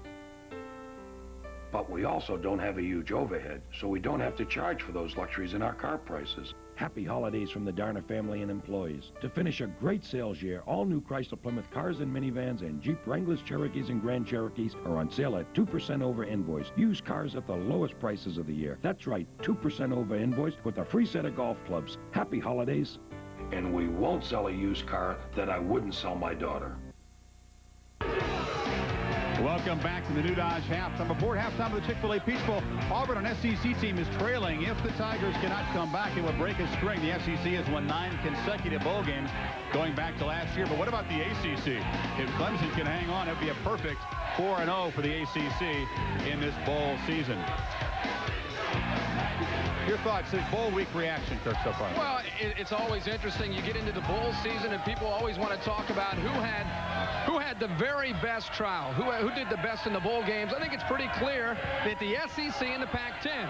And you get into the debate with Big Ten fans, they always want to brag that they have the best conference. I have news for you. In the Big Ten, last year went 4-3. This year, 2-5. Until the Big Ten Conference gets it done in the bowl games, they'll always come second to the SEC, and that's just the way it is. Well, Kirk, this week we're seeing something in the bowl games that are rare as Haley's Comet. That's right. We're seeing the 4 active coaches with the best winning percentages coaching in the state of Florida back-to-back. Yesterday, Paterno against Spurrier. Tonight, Osborne versus Fulmer. That will never, ever happen again. That's amazing, boy. You like that one. One other footnote, he does. One other footnote to the bowl season. If Tennessee can pull this upset as a 2-touchdown underdog, it would be bucking a trend in the bowls. Only Arizona State has been a big underdog winner in the bowl season so far. Reminder to join us for some of the postseason All-Star games. Guys trying to make statements for the Scouts. 4 o'clock on Saturday. That's Eastern time. The East-West Shrine Game. Scott Frost and the Cornhuskers will be playing in that game. And then the following week, it's the Hooters Hula Bowl from Maui this year at 4 o'clock Eastern time, Sunday, January 18th. Second half from Atlanta, minutes away. See the big play here on the special teams. The block for the Tigers, setting up their touchdown. They're up by a point.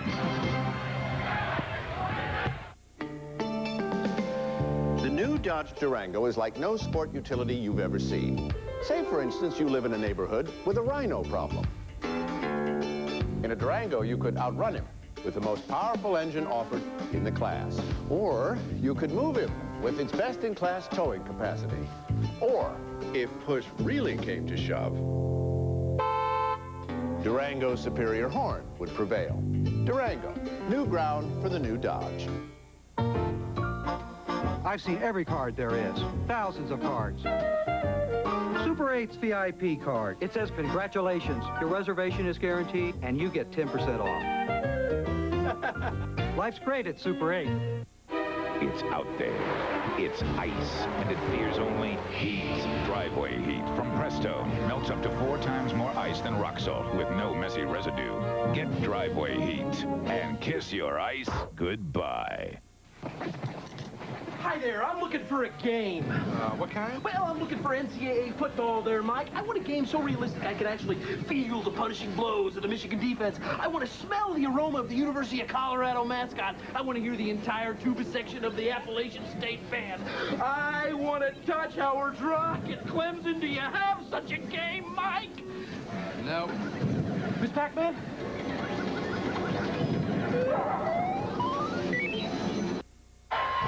Welcome back to Miami. Kickoff 3.5 hours away at the Orange Bowl. Nebraska and Tennessee fans arriving early. They cheered their lungs out for a Washington State victory yesterday.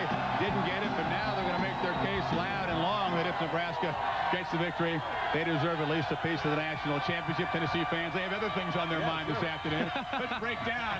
We'll get into that later. Some keys. Well, tonight's football game, a lot of people think could be a blowout favoring Nebraska. I don't look at it that way. I think Tennessee, because their ability to run the football with Jamal Lewis, is going to slow down that pass rush of Nebraska. And I think Peyton Manning is going to put up some big numbers. On the other side, Scott Frost's ability to run this offense to perfection will prevail. High-scoring game, like a 34-30 kind of game with Nebraska winning. Who'd you pick? Nebraska. All right, good. Nebraska wins for a couple of reasons. One, they're too big. Two, they're too mean. 3 and 4, they're hungry. They're going to win this ball game for Dr. Tom Osborne with a sense of urgency. And then they will win the coaches poll and be a split poll, and the controversy will begin. Well, the controversy's already started. It's interesting. It's obvious that Las Vegas odds makers have nothing to do with the polls. The Nebraska fans are very confused. Why are they a 2-touchdown favorite over the number 3 team in the country? And Michigan was a 1-touchdown favorite over the number 7 team in the country. And it might be a different verdict, but I'll tell you what.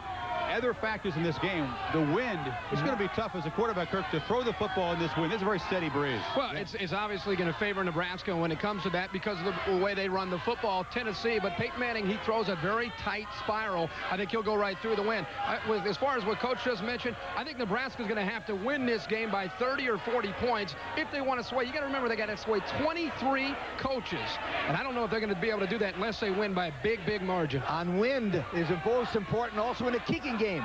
The field goal kicker, the long field goal could be a big part of this ball game.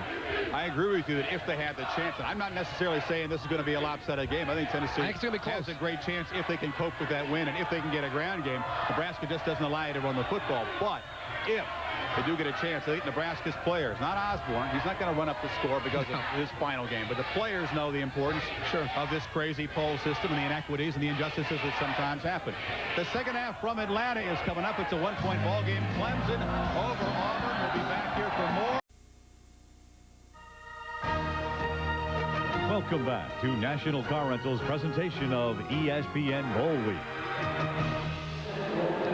And back in the Georgia Dome, 7-6, despite only 47 total yards in the first half for Clemson. They lead Auburn thanks to the block punt return for the touchdown. Back in Atlanta, Dave Barnett and Bill Curry, I bet that the Auburn coaches did not expect to have to be talking to Damian Craig about mechanical problems in his passing motion at halftime of this game. Scott Hunter, a good friend of mine and a former great quarterback at the University of Alabama, is here today. He's watched Damian Craig play since he was in high school, and I asked him at the half, have you ever seen Damian struggle with his accuracy in this fashion? He said never. It's obvious to me, as I mentioned in the first half, that he's dropped his elbow a little bit. Maybe he's hurting a little bit. You got to give Clemson a lot of credit because of the way they're playing defense. But the bottom line is that he's had problems in every area. When he finally makes a good throw at the goal line, then he can't connect on that one because it's dropped. So the thing that you know about this guy, though, is that he is mentally and physically tough, and he will get it together in the second half. Damian in his first half, totaling just 6 of 21 for 95 yards and about 2/3 of that on the one catch and run play by Karsten Bailey. 7-6, though, they trail, and they will have to kick to begin the second half. Now Clemson with its own problems because they managed very little on the offensive side. The special teams turning in all their points. Did not convert on any of their 6 third down opportunities. As we said, 47 total yards. Average pickup on first down, 0.3. That's not 3, 0.3 yards. Yeah, and your goal on first down is 4 yards plus. You must make 4 or more in order to keep your offense going with the kind of play calling that you want. Horn and Edwards. Horn 8 yards deep. Down to Dave Ryan. Well, guys, I asked some of the Auburn coaches at halftime exactly what the problem is with Damian Craig. He's been overthrowing his receivers all day and certainly off the mark. They say it stems back from an incident that happened in the first quarter. A couple of his passes were tipped. One here by Raheem Abdullah. Now, he's 6'6", 250 pounds. They feel he's overcompensating his throws because he's worried a couple of those big mitts are going to come down up and knock down his passes when he goes back to deliver. We'll see if that's a problem in the second half, Dave and Bill. Romel got one. Like Abdullah, also 6'6". Damian just 6'1". Elon Green just 5'11". And also trying to get something cranked up offensively. He goes to the air. His problem here, an underthrow intended for his fullback, Javis Austin. Green, now 6 of 9, 26 yards. Auburn with almost a 3-to-1 advantage in total yardage, a 6-to-1 first downs advantage, and yet they trail. Both defenses are playing great, and I must say that Craig may be having trouble with those big guys, but he's thrown over 6'6" rushers before and through them and around them. Raymond Priester pinball into the 26, where Antoine Nolan makes the tackle, and Priester, the all-time Clemson rusher, today with only 33 yards on 9 tries. And we bragged on the big guys from Auburn up front on offense. Now that the big guys up front from Clemson did a good job there on the power play with the fullback kicking out, the backside guard pulling around. Here's Priester's rushing charge. 7 for 26 yards. And he can do better than that, and you can imagine that he will in the second half. At 26, all through the middle. Green having to get the call off from the line. And he tried the first man through. Austin is buried. The Auburn defense is playing better than they have. They have not been known as a dominating defense. They actually gave up more first downs this year than they were able to get on offense. This is the triple option. Green is actually reading the defensive tackle. In his opinion, the tackle was upfield enough that the fullback should have had a crease, but it didn't work out that way. So still no successful third down conversion for Clemson. Marquise Cooper, who had an adventurous, to say the least, first half in the return department, driven back by Laird to a 17. And that's pretty well how the hitting has gone in this one. An 11-yard return, another bomb, 57 yards on the Kevin Laird punt. Good tackle by O.J. Childress. A good tackle because there was, for a football coach, that was beautiful. Damian Craig has had 0 success going to his right, moderate over the middle, and not much going to his left. Not much anywhere.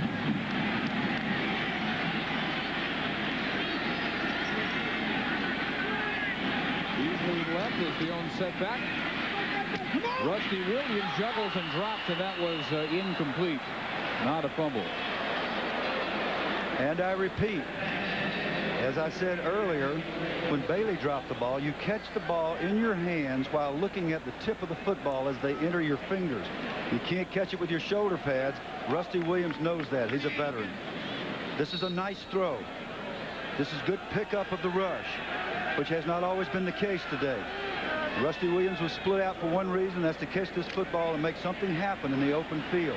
He had a chance to do that out there on that headhunter, DeMarco Fox. He's such a good player, but he didn't hang it up. Craig's toss caught by Goodson, whose knee immediately touched AstroTurf just inside the 45.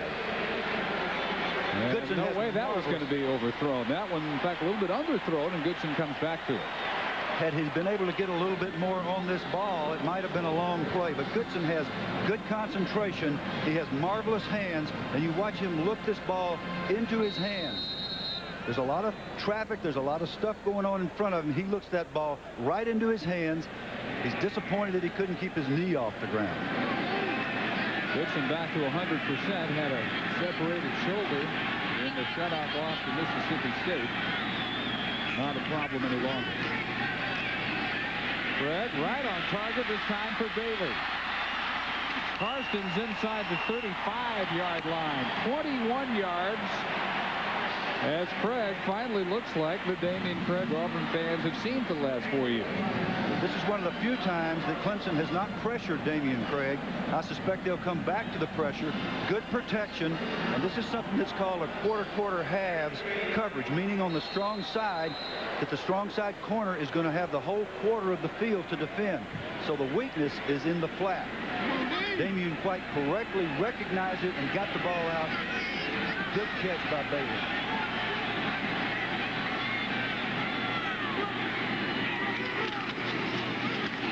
Beasley right into the waiting arms of Anthony Simmons. One of the most decorated defenders ever at Clemson. That's saying quite a bit. He has made 3 AP All-America teams. He's only played 3 years, and the only other former Clemson Tiger to do that was William the Refrigerator Perry. That's exactly right. And Anthony is an outstanding young man, an impressive guy to speak with. He's had a great career, and he's got a big decision coming up as to whether he's going to stay at Clemson for his last year or whether he's going to go ahead and make himself eligible for the draft. Tommy West sounding like he won't be surprised at all if that's what Simmons does, but he played it very close to the vest this week as far as his decision. Craig lofting this one on time over the shoulder, and out of bounds is where Goodson finally corrals that one. Fans are going to boo about that call, but that was the correct call by the official because the rule says that the receiver must have the ball in his possession. And as you see here, Goodson is juggling the ball. He doesn't bring it into full possession until he's out of bounds. He is right here seeking to control the ball. And the judgment by the official is whether or not that foot was down when it came into his hands or not. The official was right on the spot.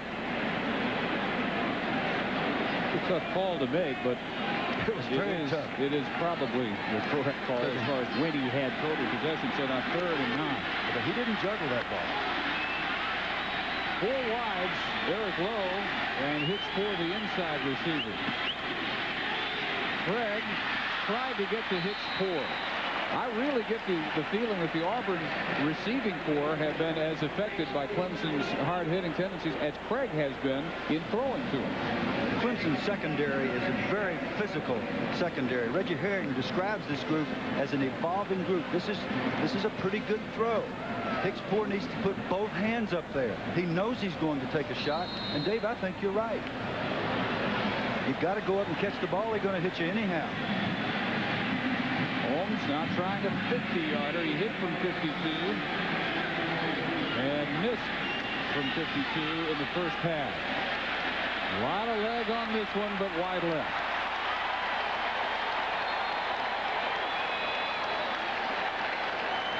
Holmes, the all-SEC kicker, who missed just 3 all season, having to try mostly long-range efforts today in the Georgia Dome, coming up just wide.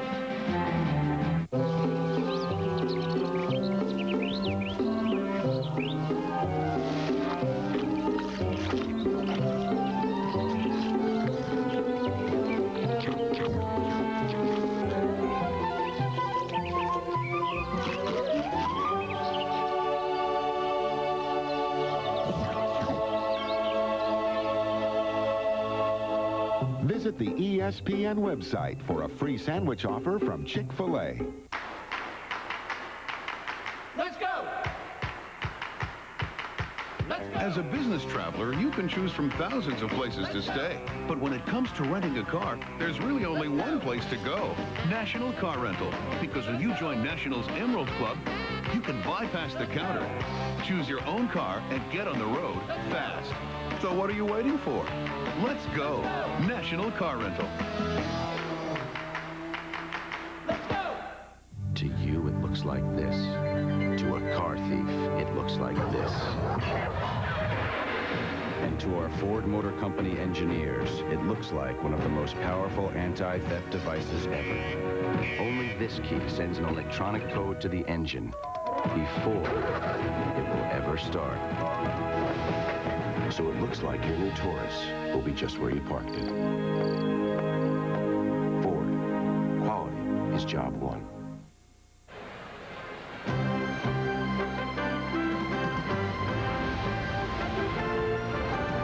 ESPN's presentation of the Chick-fil-A Peach Bowl is brought to you by the 68,000 professionals at Delta Airlines and by Ford Motor Company, where quality is job one. You know, you can actually tell when the sun is setting. Can you ever? Inside the Georgia Dome, you need your shades. I don't think any other dome has that problem. I thought you were putting me on. That is the sun, and it is setting. That's wonderful. Clemson from their 32. Brian Priester, maybe one. Driven back by Ricky Neal. I'll tell you, the battle of the little guys continues out there. Tony Horn and Antoine Nolan have taken it upon themselves to have a personal, physical, let's see who can whoop kind of a thing. And it goes on virtually every play. Nobody's going to back down. Antoine Nolan from Georgia, Sharpsburg, Georgia. Horn out of Rockingham, North Carolina. And Horn has not been a factor at all today. Had a record 68 catches. Most ever by Clemson during the year. Trying the middle, squeezing through. Priester. Raymond Priester driven out by Casher at the 42. As Clemson finally breaks a 25-yarder. It seems to me that what Clemson ought to do right now, what they have obviously committed themselves to do, is to see if they can hammer it out on the ground against this Auburn defense. The Auburn defense has been resilient, but it certainly has not failed to yield yards. With a great back like Priester, those guys, those great tailbacks, really kind of need to get lathered up and get into the game and get the ball a bunch. Just under 900 this year, but bothered by the ankle. Missed the equivalent of 2 full games because of the injury. That is just their second first down today. Early in the third quarter, but they lead. And they'll try him again. Go down to Rhino. Well, guys, at halftime, Tommy West told me the team really needs to settle down, move the ball. What he says, a matter of simple execution. He really wants to keep the defense off the field because late in the game it could become a conditioning problem for Clemson. So this drive, very crucial to the Tigers, trying to get something going here in half number 2. And if it falls on Priester's shoulders, he's used to it. There was a game mid-season, their Maryland game. He carried 12 straight plays, 9 of them rushes, 3 of them were catches in the fourth quarter on what became the Clemson drive. He's a tough guy.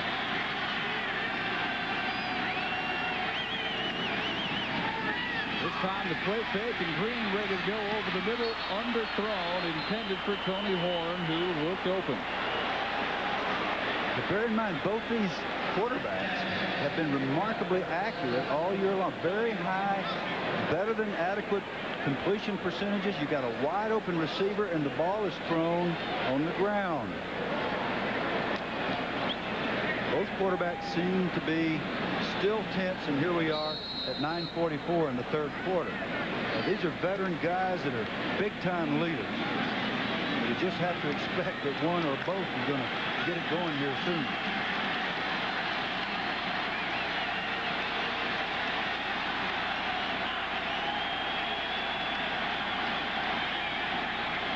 Auburn ready to come. Max blitz. Green gets it off in time, but had to hurry. An overthrow intended for Mal Lawyer. Nolan among those coming on a corner blitz. What you pray for is man coverage. When you have a great quarterback and great receivers, when there's a blitz like this and it's picked up, and this one's picked up well enough, you've got the man coverage, you've got your best receiver wide open, you must hit him. This is another overthrow, and it was caused again because of not stepping up and following through with the throw. There may be the MVP today. Been one of the most used players for Clemson. This time Cooper doesn't back up inside the 10, and as a result it's a touchback. 37 yards, but a net of only 17. I mentioned these two haven't played since 1971, but before the series ended at that point, they played fairly often. It's an Auburn 11-game winning streak, but it's hard to consider that when these two programs are playing for the first time since 71. They played between 52 and 71 for the most part, and that's where Auburn put that streak together. But we can look forward to it in a few years. The renewal beginning in 2005. They'll play 4 years in a row. That's not too long to wait. No, it'll be interesting, and a lot of those games were played when the Clemson legend Frank Howard was coaching.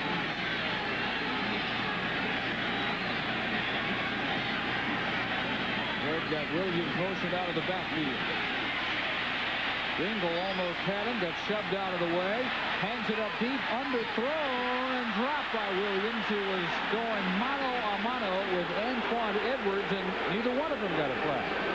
Now what the official has to decide is whether or not someone is really impeding the other at the expense of his chance to get to the football, or whether they're both just bumping in normal fashion.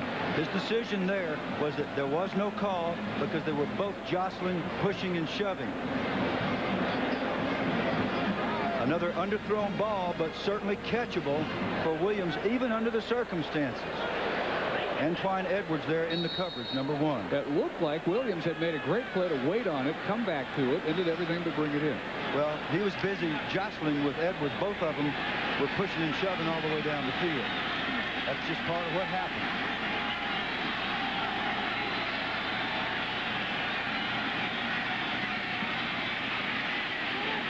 Fred's pass intended for Poor, almost intercepted by Harold Means.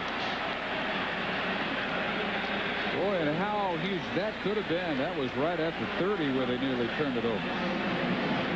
Damien Craig is not having his best day. He stands in there. He's actually a little too patient here. He telegraphs this throw by never looking off the free safety.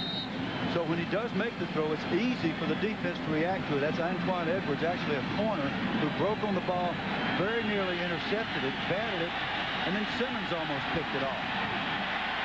Auburn was fortunate there. Clemson showing blitz. Craig incomplete, too tall for Hicks Poor. If you wonder about Jared Holmes and how he struggled with the long field goals, perhaps it began when he was nicked on his shin, and there are a lot of nerve endings. That doesn't look like much of a hit. That can be very painful, especially when you're a kicker. Now he really gets drilled with the block punt, which is a legal thing. You can hit the punter if you block the kick. Great job by Clemson. And the consequent misses from 52 yards. It's a big roll on this one. Picked up by Horn, and a brave decision by Tony Horn. After a 45-yarder by Holmes, brought it back 8. Greg with some things to discuss, trailing by 1.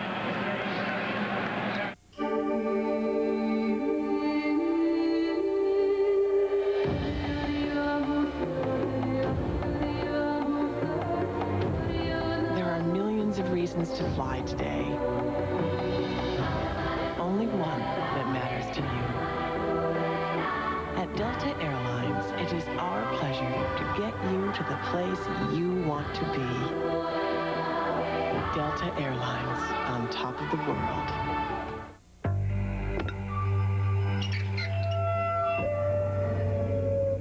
At Ford Motor Company, we're experimenting with a backing up warning system, which sounds a signal to help you avoid hitting what you can't even see. Sometimes you just have to go backwards to go forward. Ford, quality is job one.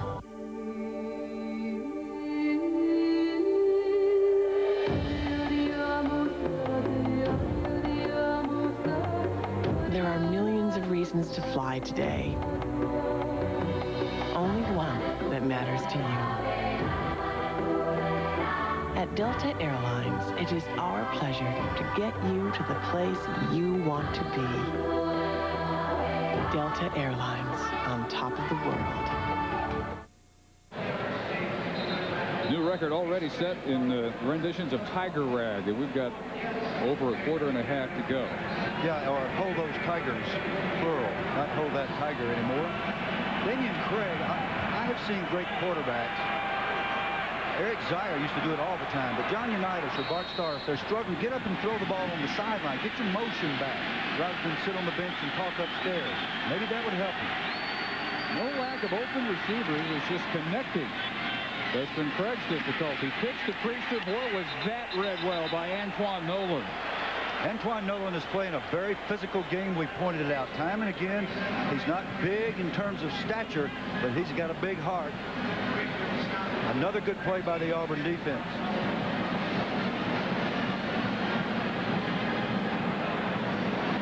The option play is so called because the quarterback makes decisions. He has 3 different things he can do on that particular kind of option. He should go to the end man on the line of scrimmage and force him to commit before he pitches. That pitch was too early by Green. Green off the play fake. Austin with the catch, eludes 2 tacklers and loses his balance all the way to the Auburn 43. 17 yards, one of the biggest gainers all afternoon for Clemson. And a good call by Steve Ensminger, the offensive coordinator for Clemson. This is a naked boot. He gets the quarterback. The run fake will be in this direction. The ball will come out here. The quarterback is away from the rush. It allows him to see that entire half of the field. Nice throw and catch. The fullback in the flat. Actually, a good catch was required, and Austin came through with it. 1st and 10, one of the few forays into Auburn territory for Clemson. Reister straight into a pileup and a pickup of perhaps 2. Number 6, Ryan Taylor, the defensive end for Auburn that time, did something called wrong shouldering. He came across with his outside shoulder, took on the lead blocker, and piled up the entire thing. Coming at this angle, that's what you want your outside man to do in this particular kind of scheme. Boom, you see him take on the blocker with his outside shoulder, which forces the back either to run into him or bounce out where there are a lot of pursuit people. Ryan, another Georgian out of Dublin. Reister did get 2. 2nd and 8. All in motion. Reister has had very little in the way of running room today. In this game last year, he set the Peach Bowl all-time record at 151 yards against LSU. Well, plain and simple, what's happening up front is that with very few exceptions, Carson, Dorsey, Shannon Suttle, Marcus Washington, Ricky Neal, Takeo Spikes, and Ryan Taylor are able to contain the blockers and not get knocked back off the ball, the blockers of the Clemson Tigers. Neither offensive line has been able to sustain much in the way of a running drive. This is where they got bogged down on their last possession. Too far out for a field goal try, and that's incomplete. Wofford came back to it, couldn't bring it in, though. And again, you would expect to see Kevin Laird try to pin Auburn deep. But good field position, again, turns into no points for Clemson. Yeah, and you can only squander so many of those before you're in deep trouble in a game. But Auburn's made the same kinds of mistakes. And the drop balls, inexplicably by normally sure-handed people, seem to happen in indoor facilities more than outdoors. Don't ask me why. Okay, I won't, but I was about to. That's just how it works out. I told you not to.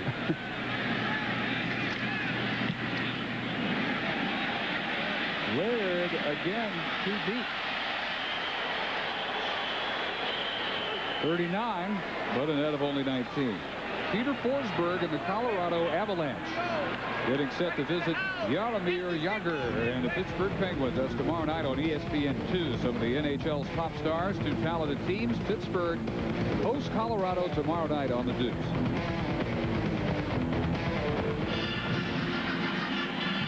Facilities like this in 1971, there was only one, the Astrodome, but this game would feel about right for that era. That SEC, ACC era, defense dominated, as we've seen today. This would be a typical score the last time these two played.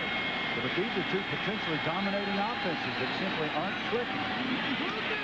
DeMontre Carter, the freshman from Pensacola, they planned to redshirt him this year. He's a parade All-America.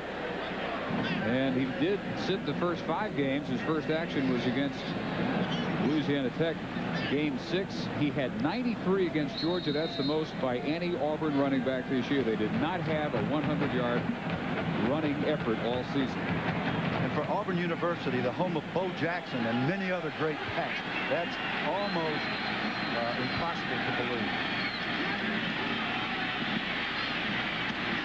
One of Craig's more accurate passes. Goodson arguing for a flag, and for the third time today, DeMarco Fox is down hurt. Yeah, it was a good play by Fox. He's a good player. He's out there in pain. He's obviously playing with something that's bothering him, maybe a shoulder. This is the third time he's had to be escorted from the field because of injury. But that was a good play. That was not interference. He got his hand over the top and got the ball. It is his shoulder, I believe. Bo Jackson, speaking of the Auburn running backs, James Brooks, Lionel James, who's now on the coaching staff there. They called him the Little Train. And I could name many, many other great backs who had 100 yards routinely every week.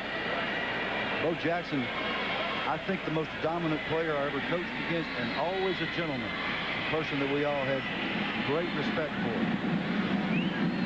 You figure that the run-pass balance next year's got to change just because they don't have Craig anymore. Well, one of the things that Rodney Allison was very candid about, he said, we've come to rely so much on Damien, it's actually affected our practices. We don't go as hard at inside drill and stuff that the big linemen really need to be good run blockers. Craig hitting another cold spell. He's missed his last 6, 7 straight incompletions. Underthrown this time, intended for Hicks. And Ford got to be pretty frustrated because he spent much of this afternoon ranging wide open over the middle. He just can't connect. That was a 2-deep, 5-under zone, meaning there are 2 deep safeties, 5 zone droppers. They came up as if to blitz. Ford does a great job of finding the open seam. It's a window between the 2 inside linebackers, and all Damien has to do is his normal throw and catch, and he is just having a tough day. Another block kick. Lawyer chases it down in the end zone, but they'll mark it at the 1. Clemson ball at the 1. Another block by Raheem Abdullah, and Mal Lawyer picks it up. You hope and pray you get to block a punt in your career. To block 2 in one game, in a bowl game, I have to add to the accolades. Abdullah is having a wonderful day. Here he comes off the left side of your... He's absolutely unblocked. Now, that did not require all of his talent. He didn't even have to beat a blocker, and you would think after 1 block that would have been shored up on the sideline. But that makes 3. 3 blocked punts today by Clemson. Auburn did not have 1 block by Holmes all season. Power eye, first man through, touchdown. Touchdown, Terry Witherspoon.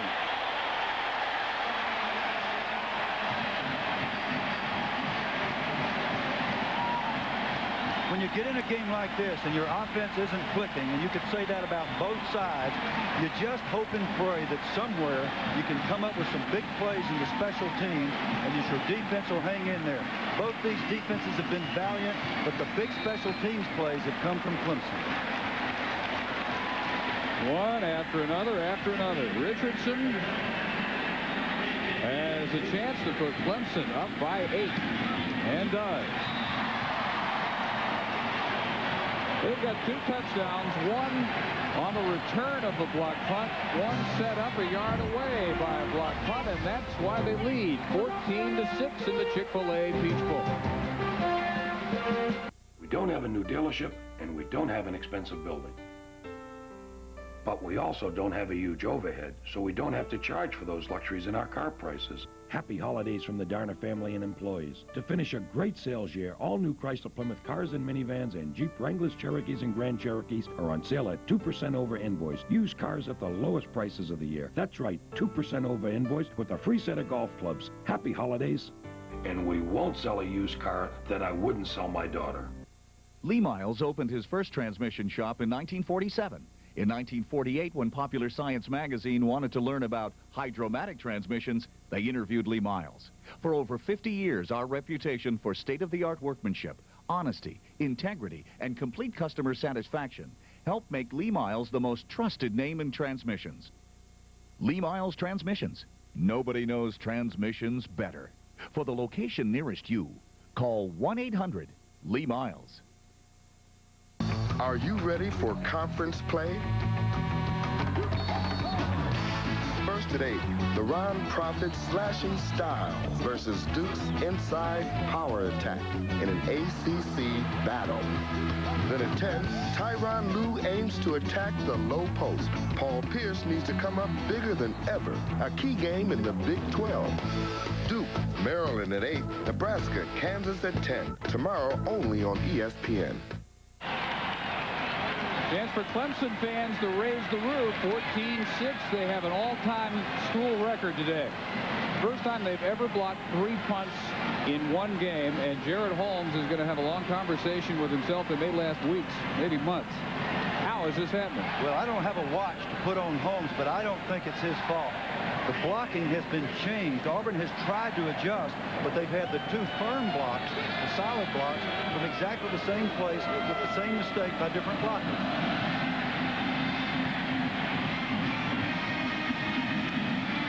Cooper from the 5. Flag down as Cooper reaches the 23.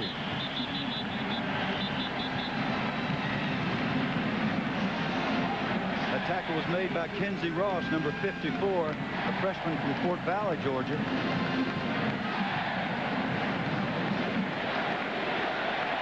As if they needed more problems, they're going to back up because of holding. Damian Craig has missed on his last 7 passes and is 8 for 31 today, 134 yards. And in many ways, this is really the test of Damian Craig's career. He's a tough guy, mentally, physically tough, but he's been tested today, not by the opponent so much as by himself, and that's your toughest opponent. You've got to pull yourself together, suck it up, and get yourself to function in your normal, relaxed state, even with all this noise and all this confusion flying around you.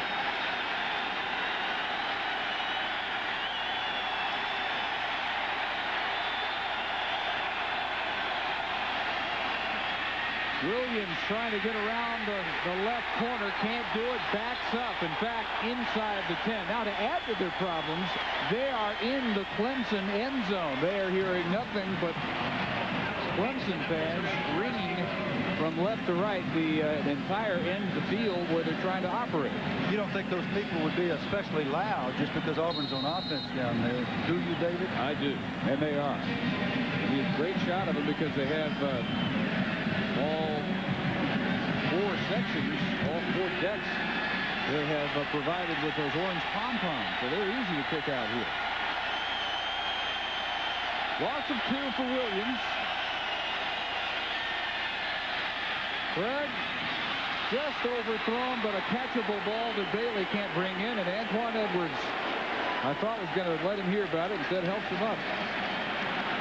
When Bailey made the great leaping catch, he looked the ball right into his hands. In this instance, he really doesn't look at the ball. And this bears out the old coach's adage, you better look at that ball, they're going to hit you anyhow. You might as well end up with the catch rather than taking a shot for nothing. And another excellent hit by Antoine Edwards, the physical corner, one of the physical corners for this Clemson defense. Craig just 2 of 11 in this 3rd quarter. He's missed his last 8.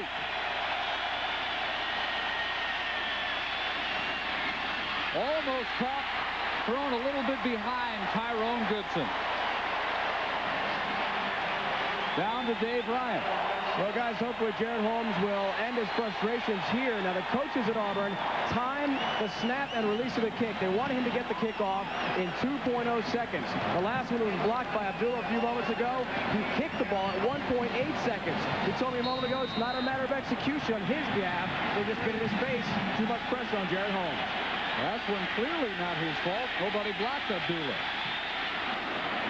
This time he is blocked at a short Auburn punt return by Horn. Big return by Horn to the 26.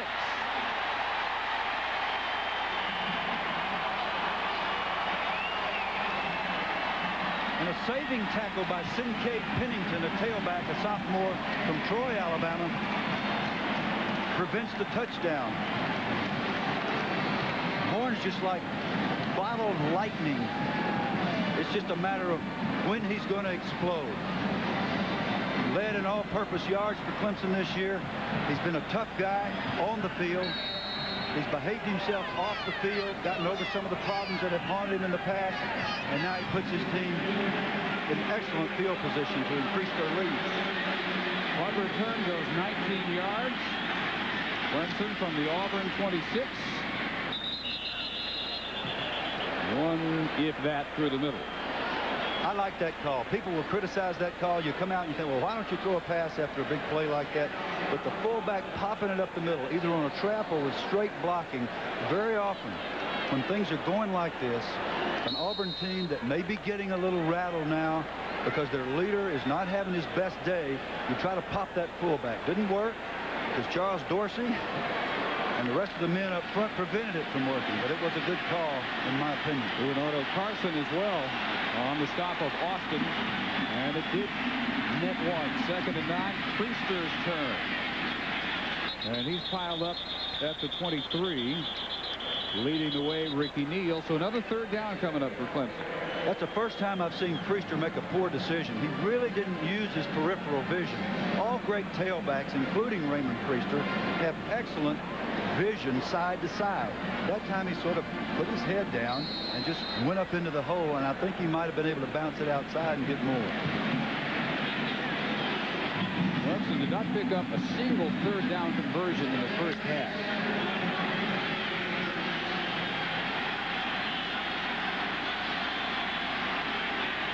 Still haven't.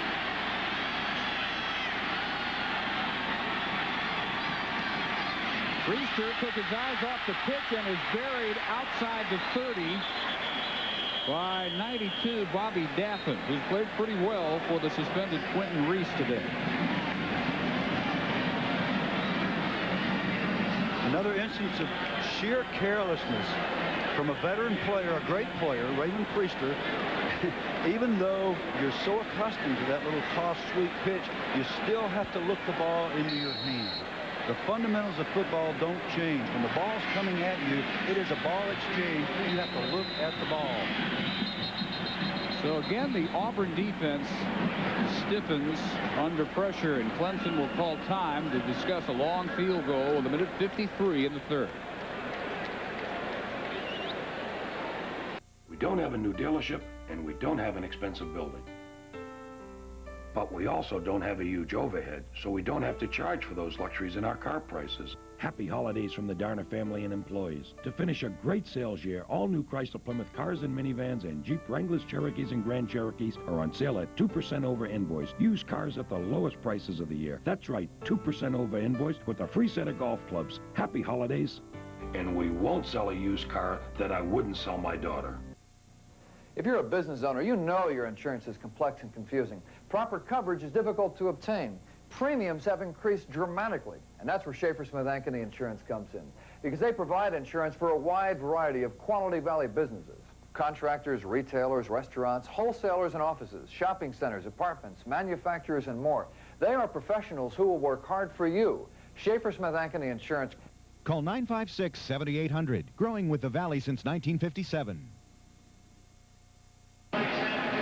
Understandably dejected Damian Craig, but all is not lost by any means. Long way to go here. Better than an entire quarter for Craig and the Auburn offense to finally get it together.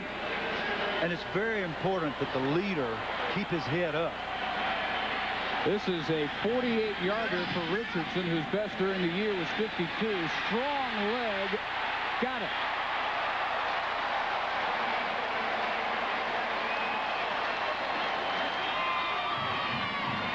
Very big. They finally cash in. Offensively, not relying on the special team. 17-6. They're not relying on the punt coverage team. No, they're doing virtually everything through their special teams. We talked earlier about Richardson coming across the ball as if you hook a golf ball. This time he swings straight through it. You can almost see his foot come up. Had we been able to freeze frame right there at the end of the, here it is, his foot comes straight through. Now, there are great kickers who do not follow through with an extremely high follow through. He's one of them.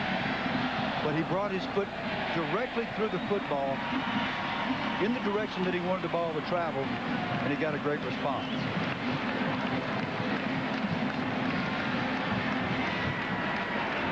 This is not as unusual a kicking motion as you might imagine. Many kickers swing their leg and it comes up over their head. He's the tight kicker right here. This is as far as he's going to come, but that's enough if you know what you're doing. That's a product of many hundreds of thousands of repetitions. And then you get yourself where you can do it in front of a national TV audience and 71,000. And Dave Barnett. They finally score without blocking a punt. They just get a nice return of a punt to set up the 48-yard. Room outside for Marquise Cooper and runs out of room at the 27. I like Cooper. He's aggressive. He takes it up in there and he gives himself a chance, even though he might make an occasional rookie mistake. He's done some good returning today. So with a minute 37 to go, third quarter. If this score stands, and there's no reason to expect it to, this would be the widest margin in any Peach Bowl in the last 14 years. 13 straight have been decided by 7 or less. Average margin in that span just over a field goal. So you expect the Auburn comeback, as that always is the case here in Atlanta. And that moved was Donald Broomfield for Clemson, who immediately points to the man right there. 94 moved. He says it was because he was drawn off. Yeah, if the Auburn lineman moved, it was Kendall Mack, number 65. We'll find out now. Dead ball. False start on the offense. The defensive man was not in the zone, therefore it is on the offense.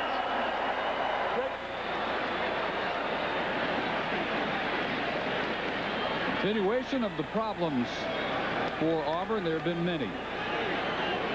They've had 3 block punts. Count them.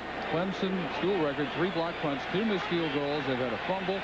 Clemson about 21 yards better average field position. And Craig 8 out of 33, including 9 consecutive incompletions for Daniel.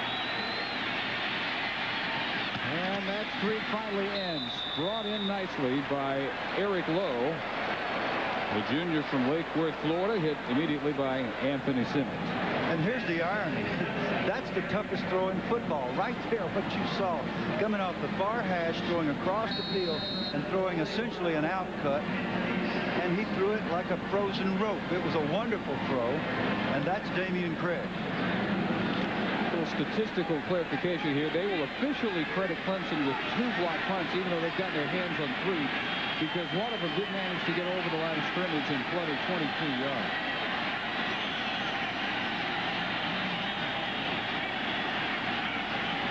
Second and 7, immediately gets away from Abdullah. Craig at the 45 hit. Abdullah missed him behind the line, but he didn't give up on the play. And after a 14-yard gain, he's the one that makes the tackle. And you're talking about a guy that can fly, a 6'1", 200-pound speedster, and Damian Craig, and a 6'6", 230-pound guy who forces the action. Craig, because of his great athletic ability, is able to escape, and watch that big number 53 track him down. That is being the ultimate defensive player. And Damian's taking it on himself. He's going to run, scramble, scratch, whatever he has to do. He's deserved the breather he's getting right here. Well, Lowe is now bitten by the dropsy bug. And this is like a virus. It runs through a team like a virus. The discouragement spreads. Then people say, gee, I got to catch this ball. You tense up and you go away from your fundamentals. Mental toughness has been defined as the ability to perform your normal actions in a relaxed fashion when under pressure. That is mental toughness. The more mentally tough team will prevail in the 4th quarter of this game. Almost here. 20 seconds in the 3rd. Craig well protected now. Underthrown, and Goodson can't hang on.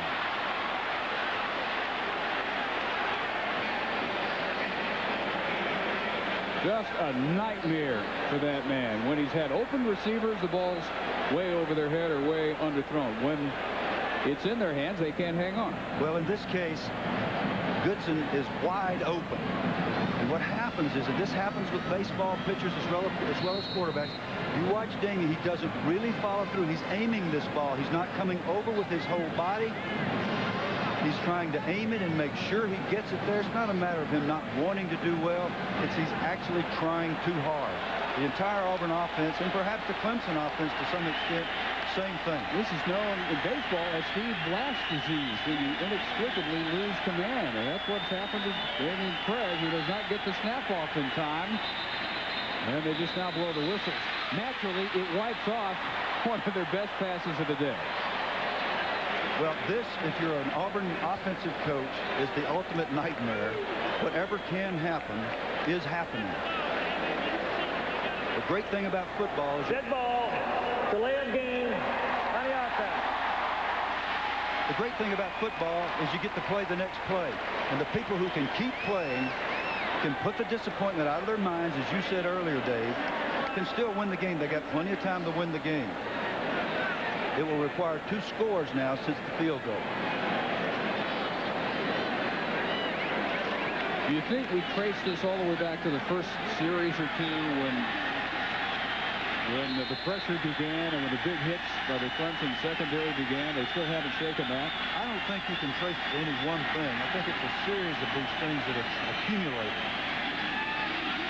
Well protected again. Craig incomplete, and a flag will come against Antoine Edwards for the early hit against Hicks Poor. This is a good call. We said earlier both the receiver and the defensive back were jostling each other. That's not the case here. I don't know if Edwards made the conscious decision, I'm going to keep this guy from scoring, or whether he tripped and ran up the back of his legs.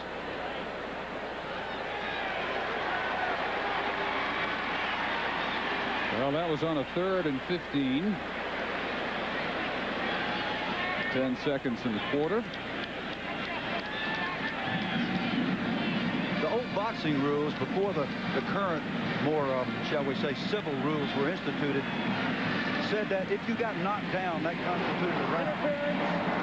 On the defense, 15 yards, first down.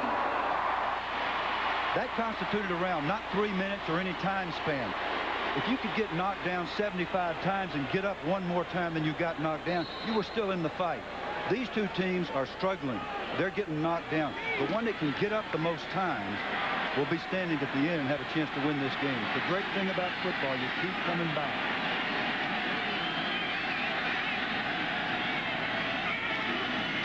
Inside handoff for Fred Beasley, and he breaks it off nicely down to the 32.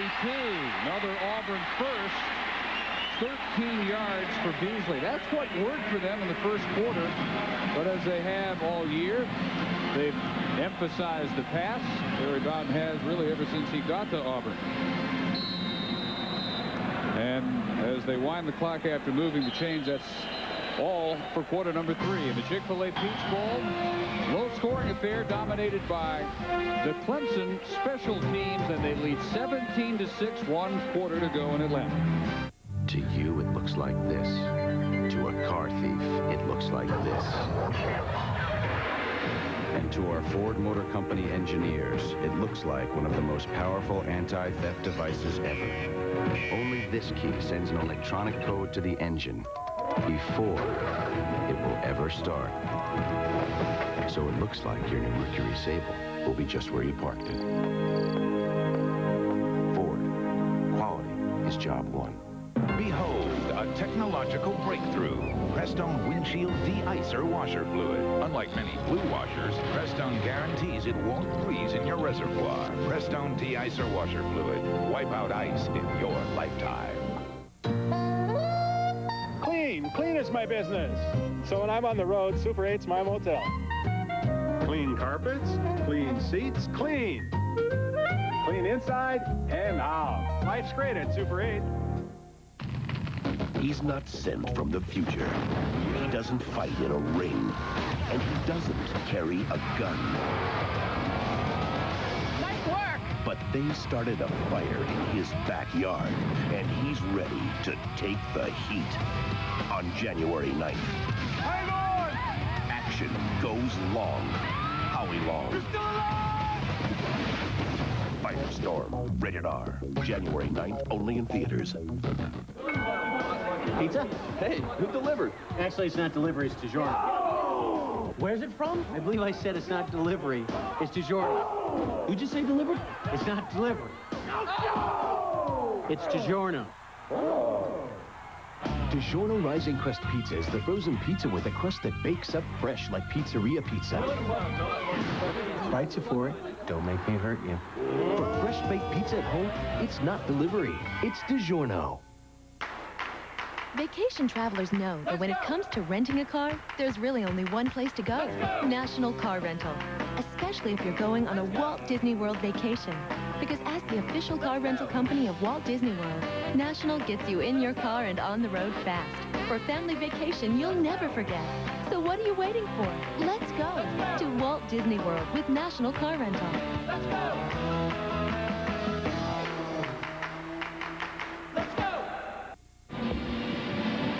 The Georgia Dome in Atlanta, fourth quarter in the Chick-fil-A Peach Bowl.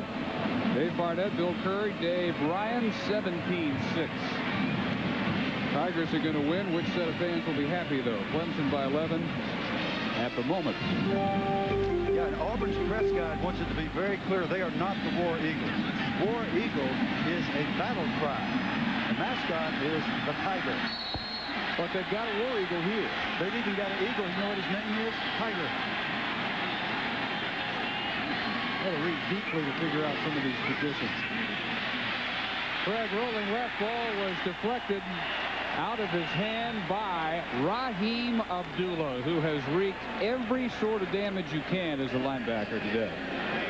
Damien's thinking, by golly, Damien just gave him a pat on the back. And you got to give Damien Craig a pat on the back for that kind of sportsmanship after this big guy has made his life so incredibly miserable. There he is, hitting him from behind, running him down from behind, blocking one punt. That was his first one. And here he comes on the last play. He blindsides Damien. Damien gets up and pats him on the back. He said, big guy, you're playing a heck of a game. You're wearing me out, but you're playing great. Catch made. Yeah, and the next thing Damien said is, watch this, big guy. Goodson. Hey, I'm still here. 16 yards brought down by Crutchfield. Down to the 16, first down Auburn. We go down to Dave Ryan. Well, guys, Clemson defensive coordinator Reggie Herring has been telling his defense some things all year to try to bring up their level of play. He knows his group isn't the most talented around, but says they can still be the defense with the best attitude, be in the best condition, be the most intelligent of any defensive unit anywhere. Attitude, guys, and a big key is Clemson's push today against this talented Auburn team. Also said, we've taken this game as seriously as we have ever taken any game, and that shows. The latest takedown of Craig at the 23. This time it's Anthony Simmons, who for one of the few times in his career has actually been overshadowed today. Usually it's Simmons that's getting the headlines, and I'm sure he's proud of his man, Abdullah. That is Simmons' second sack. And another thing that Reggie Herring's done with his defensive unit is to feature Simmons as a pass rusher this year. That has not always been a part of their strategy. They keep him uncovered as much as possible in the running game, trying to keep blockers off of him, and they try to bring him more often in the pass rush than they have in previous years, and it's worked. Loss of 6. Time running out. Just got the snap off in time, and Craig stepping up. Damien Craig weaving back for a touchdown.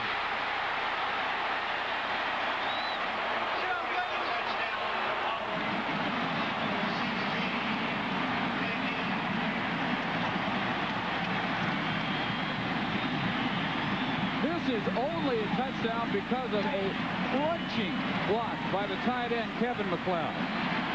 Yep, Kevin very wisely positioned himself for a hello block on one of the Clemson defenders, and Clemson pursuing with great effort as they always do. I did not catch who it was, but Kevin welcomed him to the Southeastern Conference. Damien is so exhausted, he ran about 60 yards in order to make that score. I don't know how many times I have to say it, but I want to continue to remind, as you see this great spirited athlete and leader, he has decided, by golly, if I have to run this thing in, that's exactly what I'm going to do. And when he started up the field here, he had one thing in mind, whatever it takes to get this ball in the end zone. He's utterly exhausted physically at this point. That's why he's had to call time. Block coming. All right, there's McLeod, a legal block on Antoine Edwards, who has dished out his share of punishment today. A very physical game by two physical teams, and it's going to be exciting. It's obviously going to come down to the last instant. So the 9-play drive, 72 yards. Craig for the last 22, but to catch his own breath, he'll now head over to the sideline huddle. They will need to try for two to get within a field goal with most of the fourth quarter still to play. They've had plenty of time to figure out how to do that. Yeah, he is really drained. He's been doing a lot of running around. He's taken a lot of shots. He's a very physical guy, but I'm not sure he's taken this kind of pounding in a long time. That Clemson front seven is incredibly physical. He looked up after he scored. He knew they were going to have to go to two. He knew that he was going to have to figure largely in that, and that's why he took the timeout, and it was a wise decision. Well, how many times did we see Michigan this year? 4 times, I think, and you would say, comparing those two, this is the more physical, maybe not the statistically best, but Clemson more physical, more dominating even than Michigan. The front seven definitely bigger and maybe faster than Michigan. The secondary, of course, is not the same. There's no Charles Woodson out there. There's no Charles Woodson anywhere except Michigan. Trips right, rolling right. Flag is down to the back of the end zone, caught by Carson Bailey, but a marker is down at the 10. And it's holding Auburn.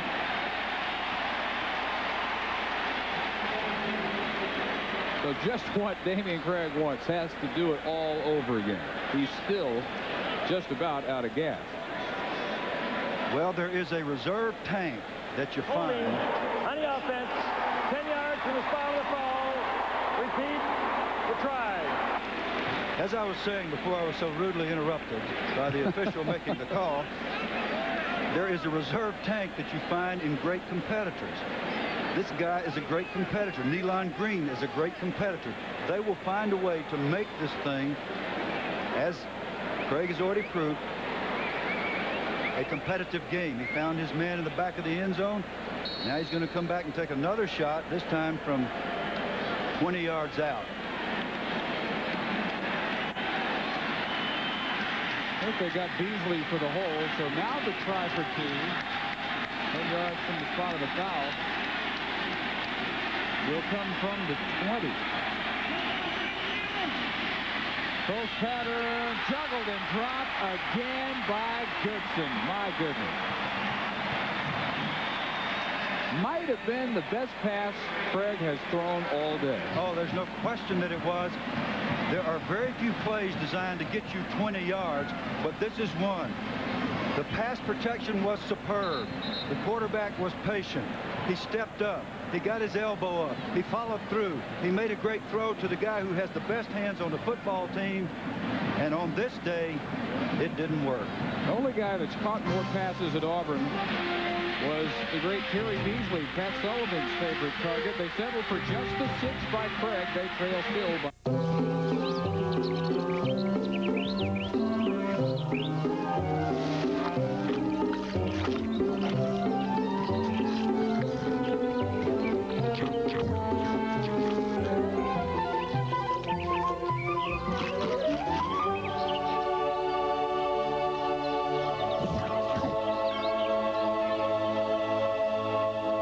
Visit the ESPN website for a free sandwich offer from Chick-fil-A.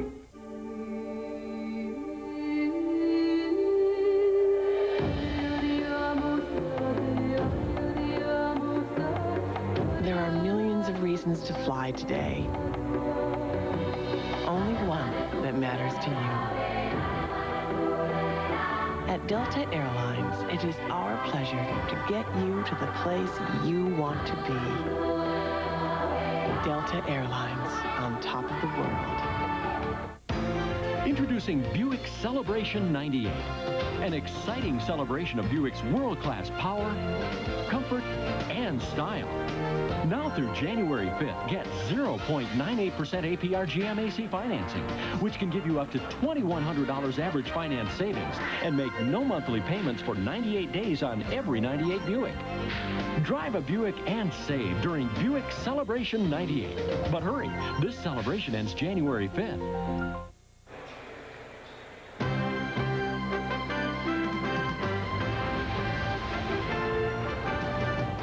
ESPN's presentation of the Chick-fil-A Peach Bowl is presented by Chick-fil-A, who invites you to log on to ESPN.com to receive your special Chick-fil-A Peach Bowl viewer coupon. And in part by Buick LeSabre for safety and peace of mind.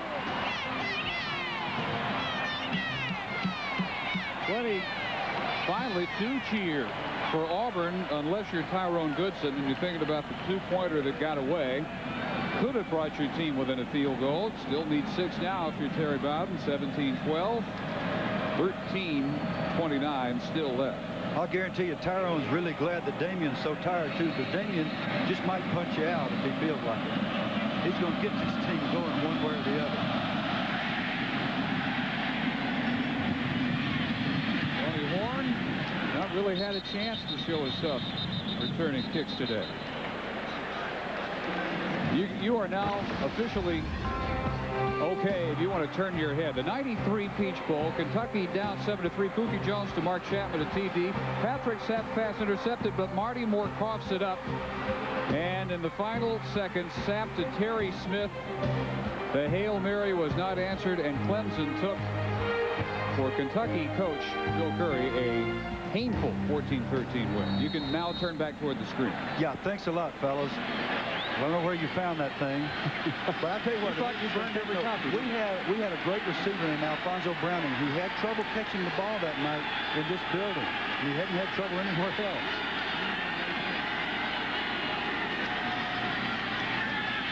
Elon Green going to work through the air, settle short for Austin. Nice spin move, and Javis Austin with a marker down may have a Clemson first down. He got 11, but we'll see what the indication is.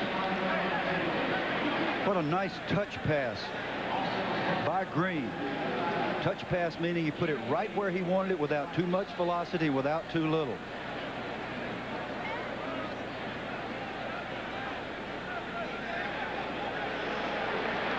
Naturally, there's a clip on Clemson on Tony Horn, number 7. Sometimes when you get to play in a real physical game and you sort of get a little personal about it, shall we say, and you kind of forget the rules. Maybe hit the guy, maybe wrap up his foot just a little bit from behind. Tony knows better. Tony Horn couldn't play in this game last year against LSU. He spent much of the season suspended for a series of off-the-field incidents. Kept his nose clean this year, set an ACC record 600-yard receiving games and a school record of 68 catches. Not a huge factor today, however, just 2 for 10 yards.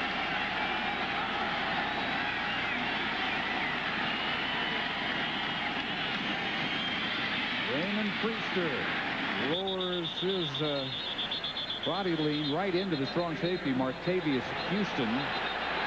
And pretty much nothing but short gains for Raymond today. He did break one about 15 yards. Other than that, 2 and 3 at best. That's a good example of gap-controlled defense. The strong safety has responsibility for the D gap, or the outside gap, outside the tight end or outside the tackle, depending on what the formation is. Martavius Houston, who's been one of the better defensive backs from the tackling standpoint in the SEC the last 3 years, stepped up and made the play exactly where he was supposed to be.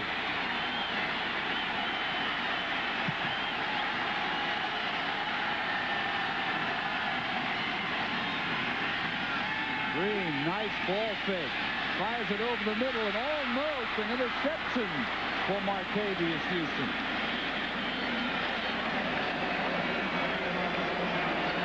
I'm going to say this again. Sometimes it's like a virus that works through your team when it comes to handling the football. Every football that is either handed off, look at the marvelous fake by Green, and now the throw. But the Auburn team is having a terrible time just catching the ball. Now, that would have been a tough catch, but Martavius Houston has made that catch before. Mike set. The intended receiver, 3rd and 11. No third down conversions all day for Clemson. Short toss, the catch by the tight end, Lamont Hall, and that's where it ends. Neal and Spikes and company there to make sure of that. They still are behind in this game, but if you just walked in, you wouldn't know that because there's a real noticeable shift in the intensity level of their crowd and the momentum swing. I think still something that Clemson is going to have to reverse because even though they're ahead, it doesn't really feel like a very firm grasp for them. Well, I think you're exactly right, and Perry Bowden's a tough guy. He's a gritty guy. Got a timeout called, I think, by the deep back for Auburn, Markeith Cooper. Now, here's one of the rules that are different in college and the NFL. Any player on a college field can call timeout. Well, Auburn's got 1 left.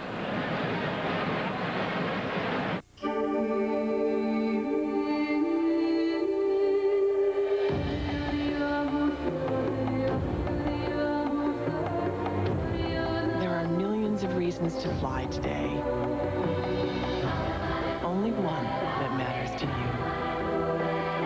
At Delta Airlines, it is our pleasure to get you to the place you want to be. Delta Airlines, on top of the world. Introducing Buick Celebration 98, an exciting celebration of Buick's world-class power, comfort, and style. Now through January 5th, get 0.98% APR GMAC financing, which can give you up to $2,100 average finance savings and make no monthly payments for 98 days on every 98 Buick. Drive a Buick and save during Buick Celebration 98. But hurry, this celebration ends January 5th. Hey, Santa really messed up. He gave out lots of computers, exposing everyone to computer viruses. Listen, you need some of this. This saved Santa's hard drive when he got his virus. And that is a big hard drive. We'd bring it to you, but we don't get out for another year. He doesn't like us overnighting with anyone else. Don't tell the old man we're the ones that told you, okay? It ain't like there's a lot of elf jobs out there. McAfee Virus Scan, $29.95 at Staples and other fine retailers. Markeith Cooper called timeout because Auburn, with some late subs, he didn't think had enough men on the field. Well, he alertly calls time, but that is their second, only 1 left. Yeah, and some coach will inform him that freshmen really shouldn't be calling timeout.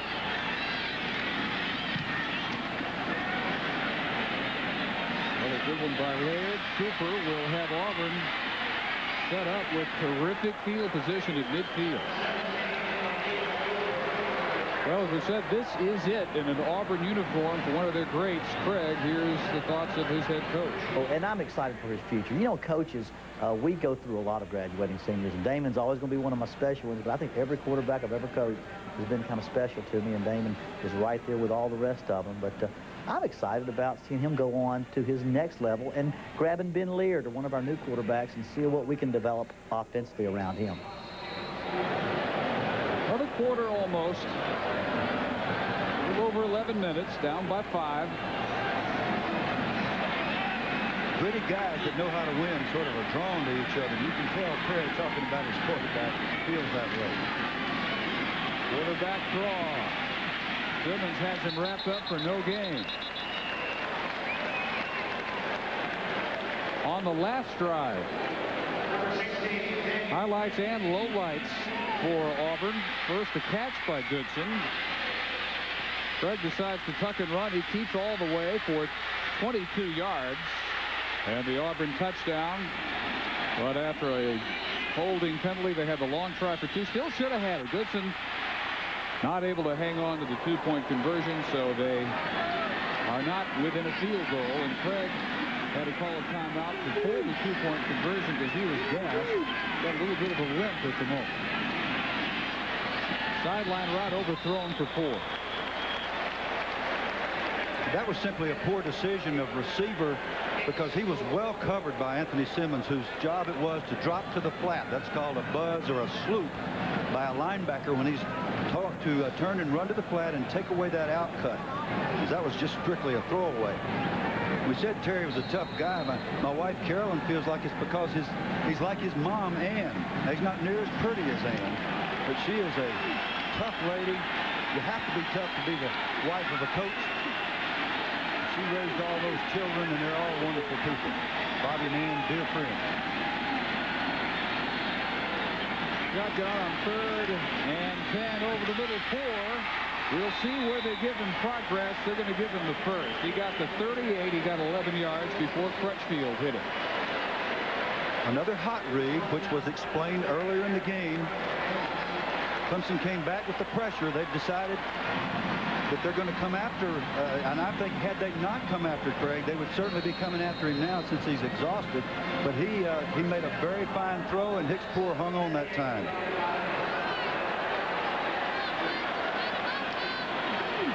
Damien's 11th completion. And just a little over 250 on the day for the season, 54%. Inside kid, was that ever read to perfection by Bromell, who was on Beasley almost the instant he had the ball. Well, there's been much made of Auburn's poor running attack, and the backs have taken much of the blame publicly. That's largely because people don't understand how the running game works. The running game works when the big guys do their job. Nobody blocked Bromell. There are a lot of folks that could have made that play, and Bromell's a marvelous player. You've got to block that guy, or he'll tackle you for a 5-yard loss every single time. He was literally untouched. Inexcusable with a veteran offensive line playing in the 4th quarter of the biggest game of the year. Loss of 6 for Auburn. Craig rolling, delivers complete again for Hickspoor, and that'll get him to the 35. Well, when Auburn has rushed for positive yardage, they're undefeated. Say that again. The 3 games they were held to negative rush yardage, all losses. But you have to factor in the sack yardage, of course. But still, that's a great representation of how up and down all over the chart their running attack has been. Precisely, and the way the NCAA keeps statistics, it's very misleading. It's not a good way to keep the rushing statistics, and yet it does speak volume. Rodney Allison said he figured 125 rush yards today should be plenty. Might turn out to be true. On 3rd and 7, directing traffic says go deep, Bailey, and he caught it inbounds at the 7. The master of improvisation, Damien Craig. And we recall the words of Reggie Herring, Clemson's defensive coordinator, when he starts running around, please pray for us. Now you see why. He waves his receiver deep. He actually directs the traffic. And Fox is trying to hang on to the shirt of Bailey because he knows he's in trouble. And Bailey picked a very good time to make a great catch. That is, if you are an Auburn fan. Not so good if you're a Clemson fan. With all the drops they've suffered through the day, that just may make up for the whole slew of them. 1st and goal, Auburn. Rusty Williams, a nice cutback, touchdown.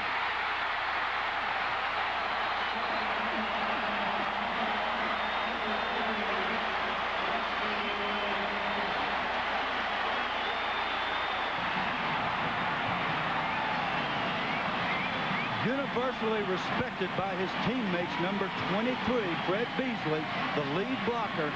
Here he comes, looking for somebody to block. Boom! He presents the hole. Williams follows into the end zone as Fred blocked on Mon Wilson, number 42, 5th-year senior in his last game for Clemson. 18-17. Last time they tried for two, they did everything but catch the ball. Well, that was from 20 yards out. This one they'll start where they should, at the 3. 4 3-point lead. Woodson right, Bailey left.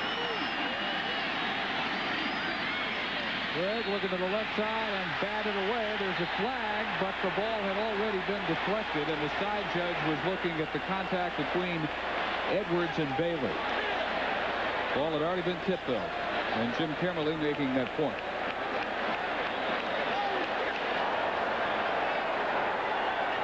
There was no foul. The ball was tipped. Auburn fans don't like it. That's the rule, and it's 18-17. Auburn in front, 8:45 to go in the Chick-fil-A Peach Bowl.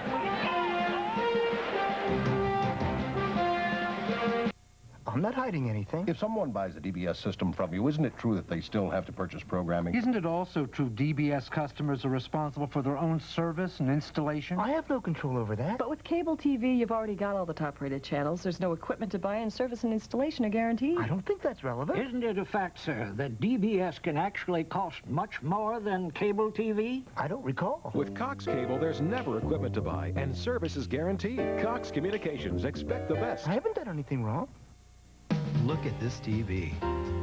Beautiful, isn't it? Mitsubishi makes them best. Love to own it, wouldn't you? Money's a little tight right now? Nothing to it. Come to Jerry's Audio Video. Get a Mitsubishi big screen, big tube, or VCR, and don't put any money down. Don't make any payments, and don't even think of paying any interest charges, accrued or otherwise, till January 1999. Go for it. Go for the sports. Go for the movies. At Jerry's Audio Video, the only store like it in the world.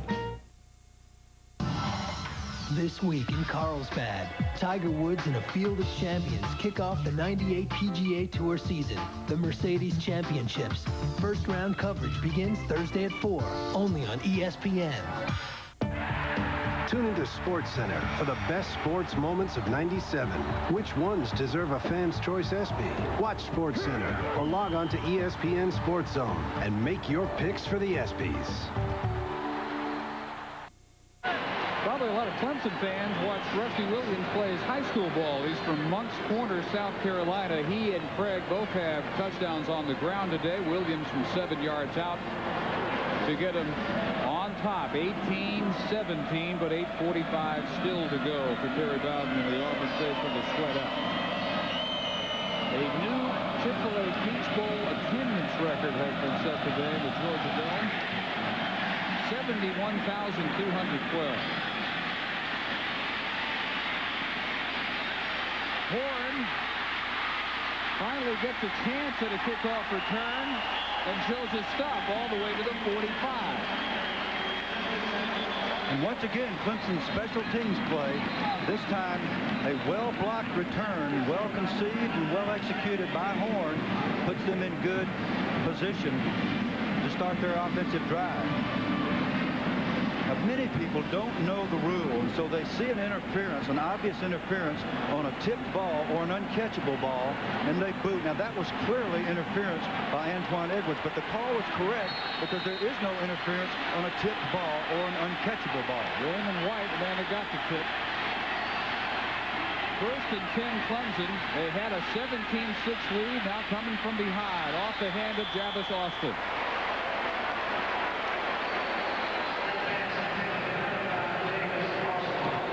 Clemson today has a grand total of 3 first downs, 113 total yards, almost a 3-to-1 total yardage edge for Auburn. They've averaged 0.6 of a yard on first down. They get nothing here, and they're 0 for 11 on third down. The masterpiece we've seen turned in by the Auburn defense today. Can they overcome the special teams and their offensive miscues is the question. Quick hit by Leonardo Carson to wrap up Priester after 1. Sounded like Leonardo heard your question, and he had a ready answer. I really think what we're seeing here is two gritty teams that were rusty from the long layoff, especially offensively, and they're out here battling out the best they can.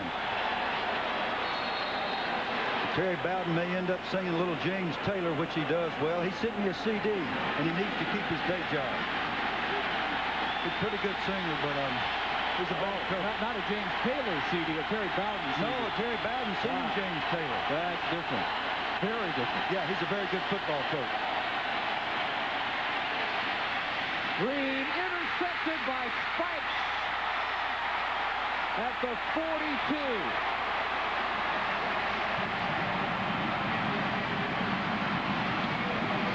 His own coverage, and Takeo Spikes simply dropped to his area, and a misread by Nealon Green. Nealon's a veteran. This is not a characteristic mistake for him, and he throws it right in the hands of Takeo. Now, what may have caused the confusion is he's up faking the blitz. Takeo looks off, thinks he's come on the blitz and that he's been picked up, and in fact he dropped back and baited him a little bit. And Nealon realizes that he got fooled just a little bit. Now, I said in the early part of the game that Takeo doesn't smile very much. I must say he's smiling now, and when he does, it lights up the room.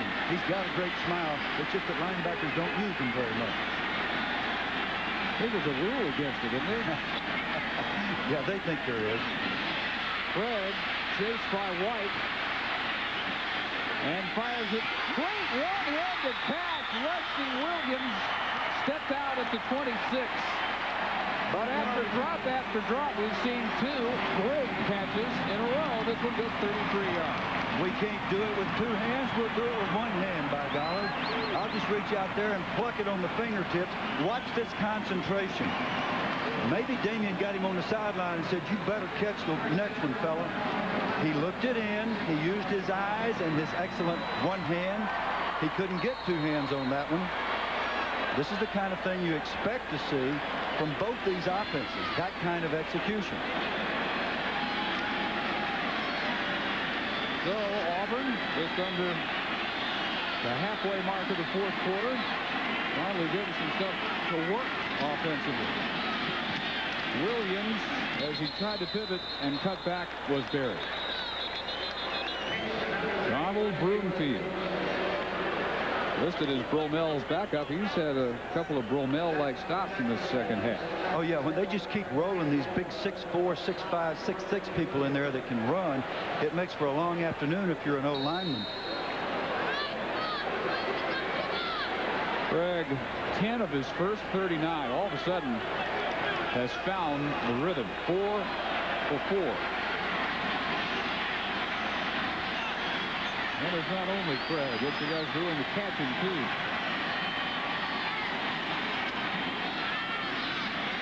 Looking for Goodson wide open at the 10. Tyrone will be marked out, first and goal inside the 7. This one 19 yards on the 5th straight Auburn completion. Just as surely as the misfortune virus can run through a team, one or two big plays. Look at the protection here. Nobody in Damian Craig's face. Nobody shooting the gap and getting through. Goodson looking the ball in, staying on his feet. Great leaders pull their team back together, and the men respond. That's what's happening here. They have erased the virus, at least for now. From the 7, first and goal. Williams with the toss. Hello, Anthony Simmons. And Anthony says to Williams, welcome to the Atlantic Coast Conference. Auburn has played some, obviously, they played some great defenses. I don't know if Eddie has caused the collection of bumps and bruises that Clemson's has today. No, and Terry is very interesting talking about his dad's team. He said, we use Florida State as a gauge, and when Clemson plays Florida State, it's even Steven. I mean, they almost beat the Florida State team, held Florida State to very low yardage. I think their lowest total of the year, and physically, they match up with anybody. Tommy West team lost by a touchdown each to Florida State and North Carolina. They were that close to a shot at an Alliance Bowl. Flags all over the place, incomplete, as Fox defends against Bailey, but the markers were thrown before the pass. And a wonderful play by Fox. DeMarco Fox, number 12, did exactly what a good defensive back needs to do in that situation. The officials are conferring. Craig is not happy, so it must be going the wrong way for Auburn. Wrong. Yep. Craig needs to act happier when he gets a call like that. Offsides against the defense. This play is not well blocked. There is a man in Craig's face. He still makes a reasonably good throw, but Fox is just too good in coverage. That is excellent coverage. He's on the hip of the receiver. He does not hit him with the body. He does not put his hand on the back of the receiver. He just flicks the ball away. Unfortunately for Clemson, offside. 2nd and 4.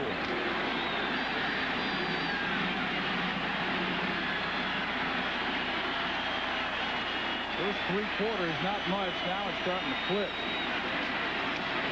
Rusty Williams hit immediately by Chris Jones, who is their top special teams tackler. He's Simmons' backup, so he doesn't get that many chances to shine from scrimmage.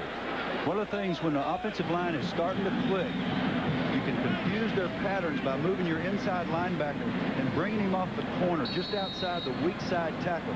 That's what Jones did that time. He was unblocked, made the play in the backfield, and held him to a 1-yard gain. So on 3rd and goal, they'll go from the 3. Hoping they'll have to settle for 3 and a 4-point lead to nurse. Got Auburn players strolling toward their sideline, but no timeout has been called. They wanted to get the play clock all the way down to 1. And now they get the timeout called. It is their last with 4:53 left. Introducing Buick Celebration 98. An exciting celebration of Buick's world-class power, comfort, and style. Now through January 5th, get 0.98% APR GMAC financing, which can give you up to $2,100 average finance savings and make no monthly payments for 98 days on every 98 Buick. Drive a Buick and save during Buick Celebration 98. But hurry, this celebration ends January 5th. The only thing more unpredictable in nature is people, and I deal with both. You never know. Someone could be calling for a $25 titanium ice screw or a $25,000 expedition to Mount Everest. So I can't afford to miss a call. If I do, well, that means money. That's why I value GTE. Even out here, I know my calls aren't being dropped. Oops! Dropped. It's a bad word. Pizza? Hey, who delivered? Actually, it's not delivery, it's DiGiorno. Where's it from? I believe I said it's not delivery, it's DiGiorno. Who'd you say delivered? It's not delivery. It's DiGiorno. DiGiorno Rising Crust Pizza is the frozen pizza with a crust that bakes up fresh like pizzeria pizza. Fight you for it. Don't make me hurt you. For fresh baked pizza at home, it's not delivery. It's DiGiorno.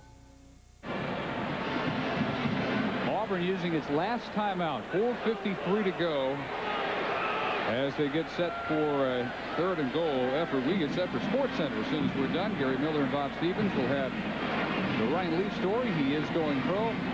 Review of the Orange Bowl and the weekend coming up in the NFL on Sports Center immediately following the Chick-fil-A Peach Bowl. 3rd and goal from the 3 with a power I for Auburn. And they got big Kendall Simmons in that power I, number 73, as they give it to Beasley. Adrian Dingle for the 2-yard loss. And the decision for Bowden is to get Jared Holmes onto the field. Well, they had a 321-pound running back, blocking back in this case, and they lose 2. Not how it's supposed to work. Well, he never got a chance to do his thing because the men got whipped up front. Victor Riley got beat by his man, Dingle, who came off to make the play. Holmes from 22 yards. Low snap. Good hold. Kick is good. And it's Auburn by 4 with just over 4 to play. Every year, I try to quit smoking cold turkey. But this year is my year. I'm committed. I'm psyched. And I have help, Nicorette gum, to help control my cravings. It's not like the patch. Nicorette lets me decide how much nicotine to use and when to use it, so I can stop smoking now. The idea is, by this time next year, to save enough money by not smoking, to be not smoking in Cancun. Nicorette gum helps you fight your cravings, your habit, your way. You can do it. Nicorette can help. They look the same on the outside. But inside, it's a whole different story. Because Duracell batteries outlast Energizer. And test after test proves it. Better make it the alkaline batteries proven to last longer in the devices you use most. Better make it Duracell. And they're exactly correct. SportsCenter is next. Part of the Peach Bowl record crowd, 71,212 in the Georgia Dome. That's back after touchback off the foot of Holmes. Well, the Stars for Auburn took a long time to shine, but they're finally showing what got them 9 wins against the toughest schedule in the nation. Great catch finally by Bailey. Williams and Craig, touchdowns on the ground. Terrific catch by Williams to set up, at last, an incident-free kick by the Auburn special teams. It's hot in here. Hey, you don't even have shoulder pads on, David. Put shoulder pads in the headgear, 15 pounds of gear on, and run for 60 minutes. It's very warm. Yes, indoor football is extremely demanding and exhausting for the players. Green trying to cut into a 15-point unanswered streak by the Auburn Tigers, and he starts with a 5-yard completion caught by the tight end Lamont Hall. Tommy West is a tough guy too. He's conditioned his team. They're accustomed to being in tough games. I had a delightful visit with his dad, who's very proud of his son at the practice that we came to observe yesterday. Bill Oliver told us he coached on the staff with Tommy, and Tommy would certainly get those linemen out there and get after them on those inside drills with hard-nosed football, so they know what to do at this time. Now they just got to do it. Safety blitz for Auburn. And incomplete. Intended for Mike Seth. It will be 3rd and 5. Auburn asked Craig to do a lot more than Clemson asked Green to do. And that's reflected here. 10 of 20, 59 for Nealon Green. And Craig, 258 yards, not bad at all. 15 of 44. The low percentage has been the problem. Yeah, the low percentage and all the other things, virtually everything you can think of has gone wrong for these two quarterbacks. And you got to remember, both of them are great players and have had great success. And here's one of the biggest plays, if not the biggest in the game, for Nealon Green.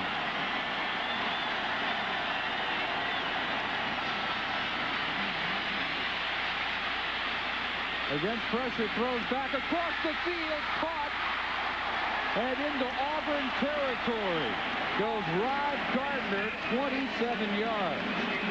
And a great play by Nealon Green, because what happens is Auburn rushes 3 and drops 8. That makes it extremely difficult to find a place to throw the ball. And lo and behold, the 5 blockers can't hold out the 3. Charles Dorsey is clean, right in the face of Nealon Green, who uses his athletic ability and again his peripheral vision, what Alec Hawkins used to call that old perennial vision, and he finds a receiver open. And they finally convert a 3rd down from the 48. Roll it the other way, firing into a crowd and incomplete on a dangerous pass intended for Mike Seth. That's Rob Pate, number 31, part of a 6 defensive back scheme here. You can't really call it a nickel because they're more than 5. It'd be 6-cent scheme, I suppose.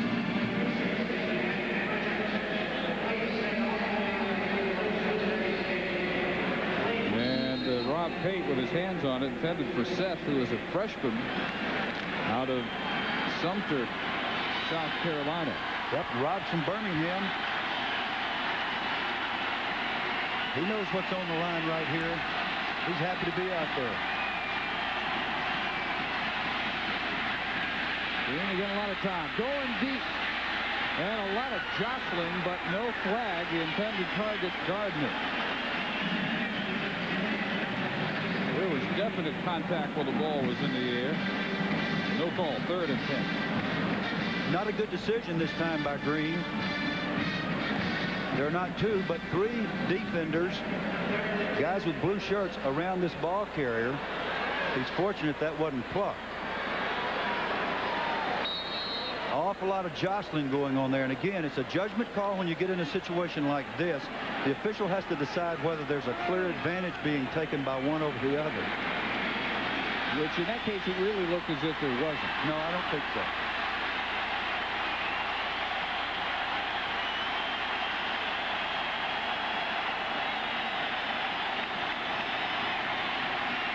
Good protection. Incomplete on a big hit. Brad Ware knocked it free from Brian Wofford. And it will be 4th and 10 for Tommy West.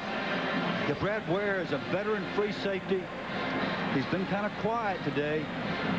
But this would have been a completion had he not broken so well. To be a good DB, you must be able to change direction. One of the things that we monitor with defensive backs that they must be able to do is to change direction. His ability to stop and start back up and knock that ball loose is what caused the good play. Timeout Clemson to talk about it. The game in the balance.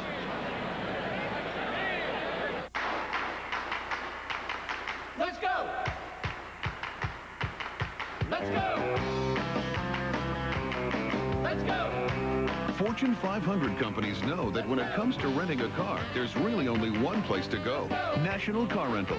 Because at most major airports in America, National gets you in your car and on the road fast. So what are you waiting for? Let's go. National Car Rental. Let's go! Gentlemen, I'm going to read you your rights. You had the right to be strong, to be healthy, to shine. The right to make your own choices. And when it comes to your hair, you have the right to choose Pantene Pro V. The Pro Vitamin formula gets in there, penetrating root to tip, improving it all. It helps keep your hair healthy, shiny, strong. Pantene Pro V, for hair so healthy, it shines. It's the right stuff. Might be the last chance for the Clemson Tigers, who lost this game last year by 3 to LSU. Second straight Tigers versus Tigers Beach Bowl. Record crowd, as usual, right down to the last drop. It'll be interesting to see Auburn's defensive strategy with Bill Oliver and all his years of experience.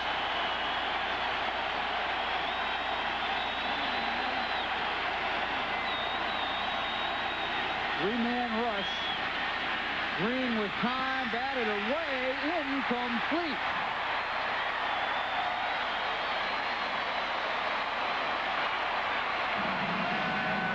Bill Oliver decided to rush with 3. The protection was excellent. Nealon Green had time, but with 8 people back there, 6 of them being defensive backs, it's extremely hard. And by golly, look who makes the big tip. None other than Takeo Spikes, who's probably smiling again right now. Now, looking at the time on the clock and the fact that there's 1 timeout remaining that Clemson has, Auburn will need to make a first down in order to be able to run this clock out. They can't just take a knee and end this game here. Oh, so close.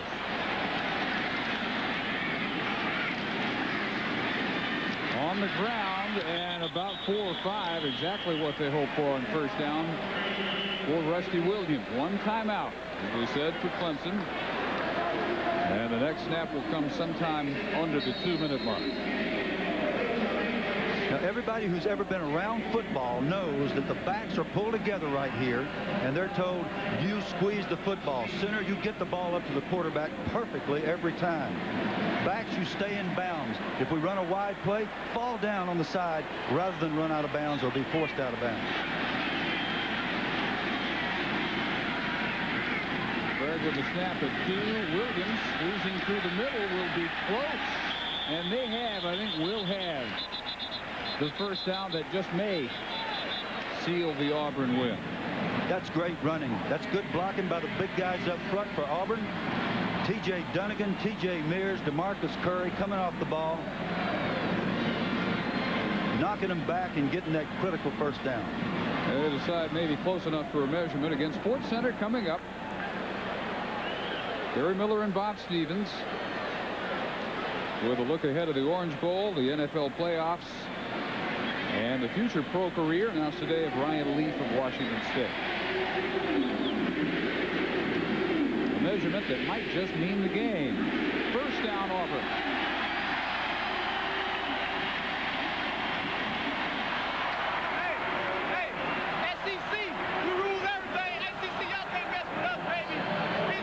Nolan makes a pretty good point. Both the SEC and ACC were undefeated in the bowl activity until this game. Something was going to give, and it appears it will be the ACC's only postseason loss.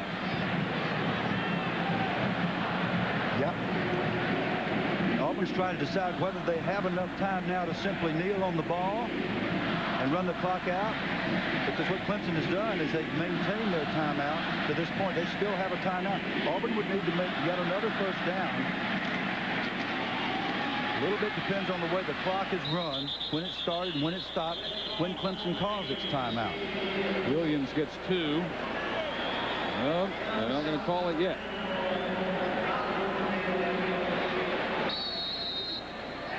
As it rolls down to the 1-minute mark. Auburn's last double-digit win season was Terry Bowden's first. 11-0 debut for Bowden in '93. This would make them 10-3. It would drop Clemson to 7-5, and for the second straight year, a heart-stopping loss by a total margin of 7 points to Auburn and LSU in the Peach for Clemson. Now the timeout at 33 seconds. We'll return to the Georgia Dome after the Clemson timeout.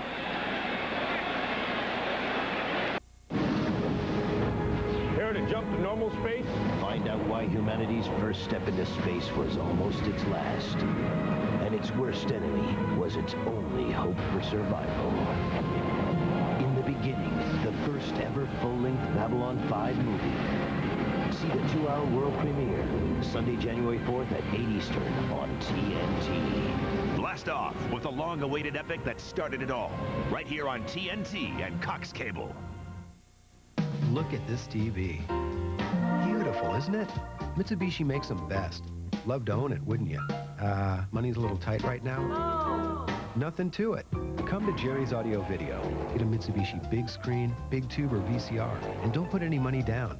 Don't make any payments, and don't even think of paying any interest charges, accrued or otherwise, till January 1999. Go for it. Go for the sports. Go for the movies. At Jerry's Audio Video, the only store like it in the world.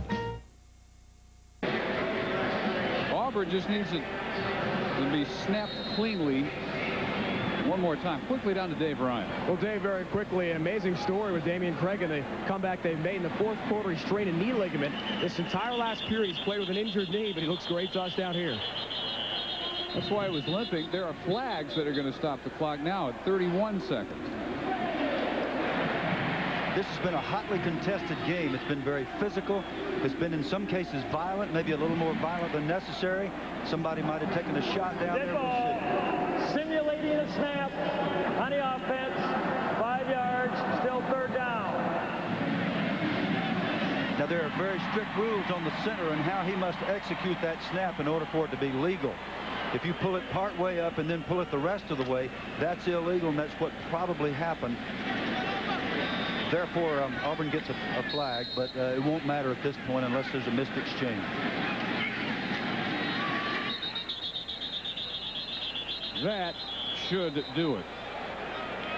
Well, the 14th straight Peach Bowl decided by a touchdown or less. An amazing run that continues as Bowden gets the bat. A 10-3 1997 for Damian Craig, his final game in an Auburn uniform, and another disappointing defeat in Atlanta for Tommy West's Clemson Tigers. 21-17 Auburn, our final. For Bill Curry and Dave Ryan, I'm Dave Barnett. Thanks for being with us today from Atlanta. This has been a presentation of ESPN, the worldwide leader in sports. Now, stay with us for SportsCenter coming up next.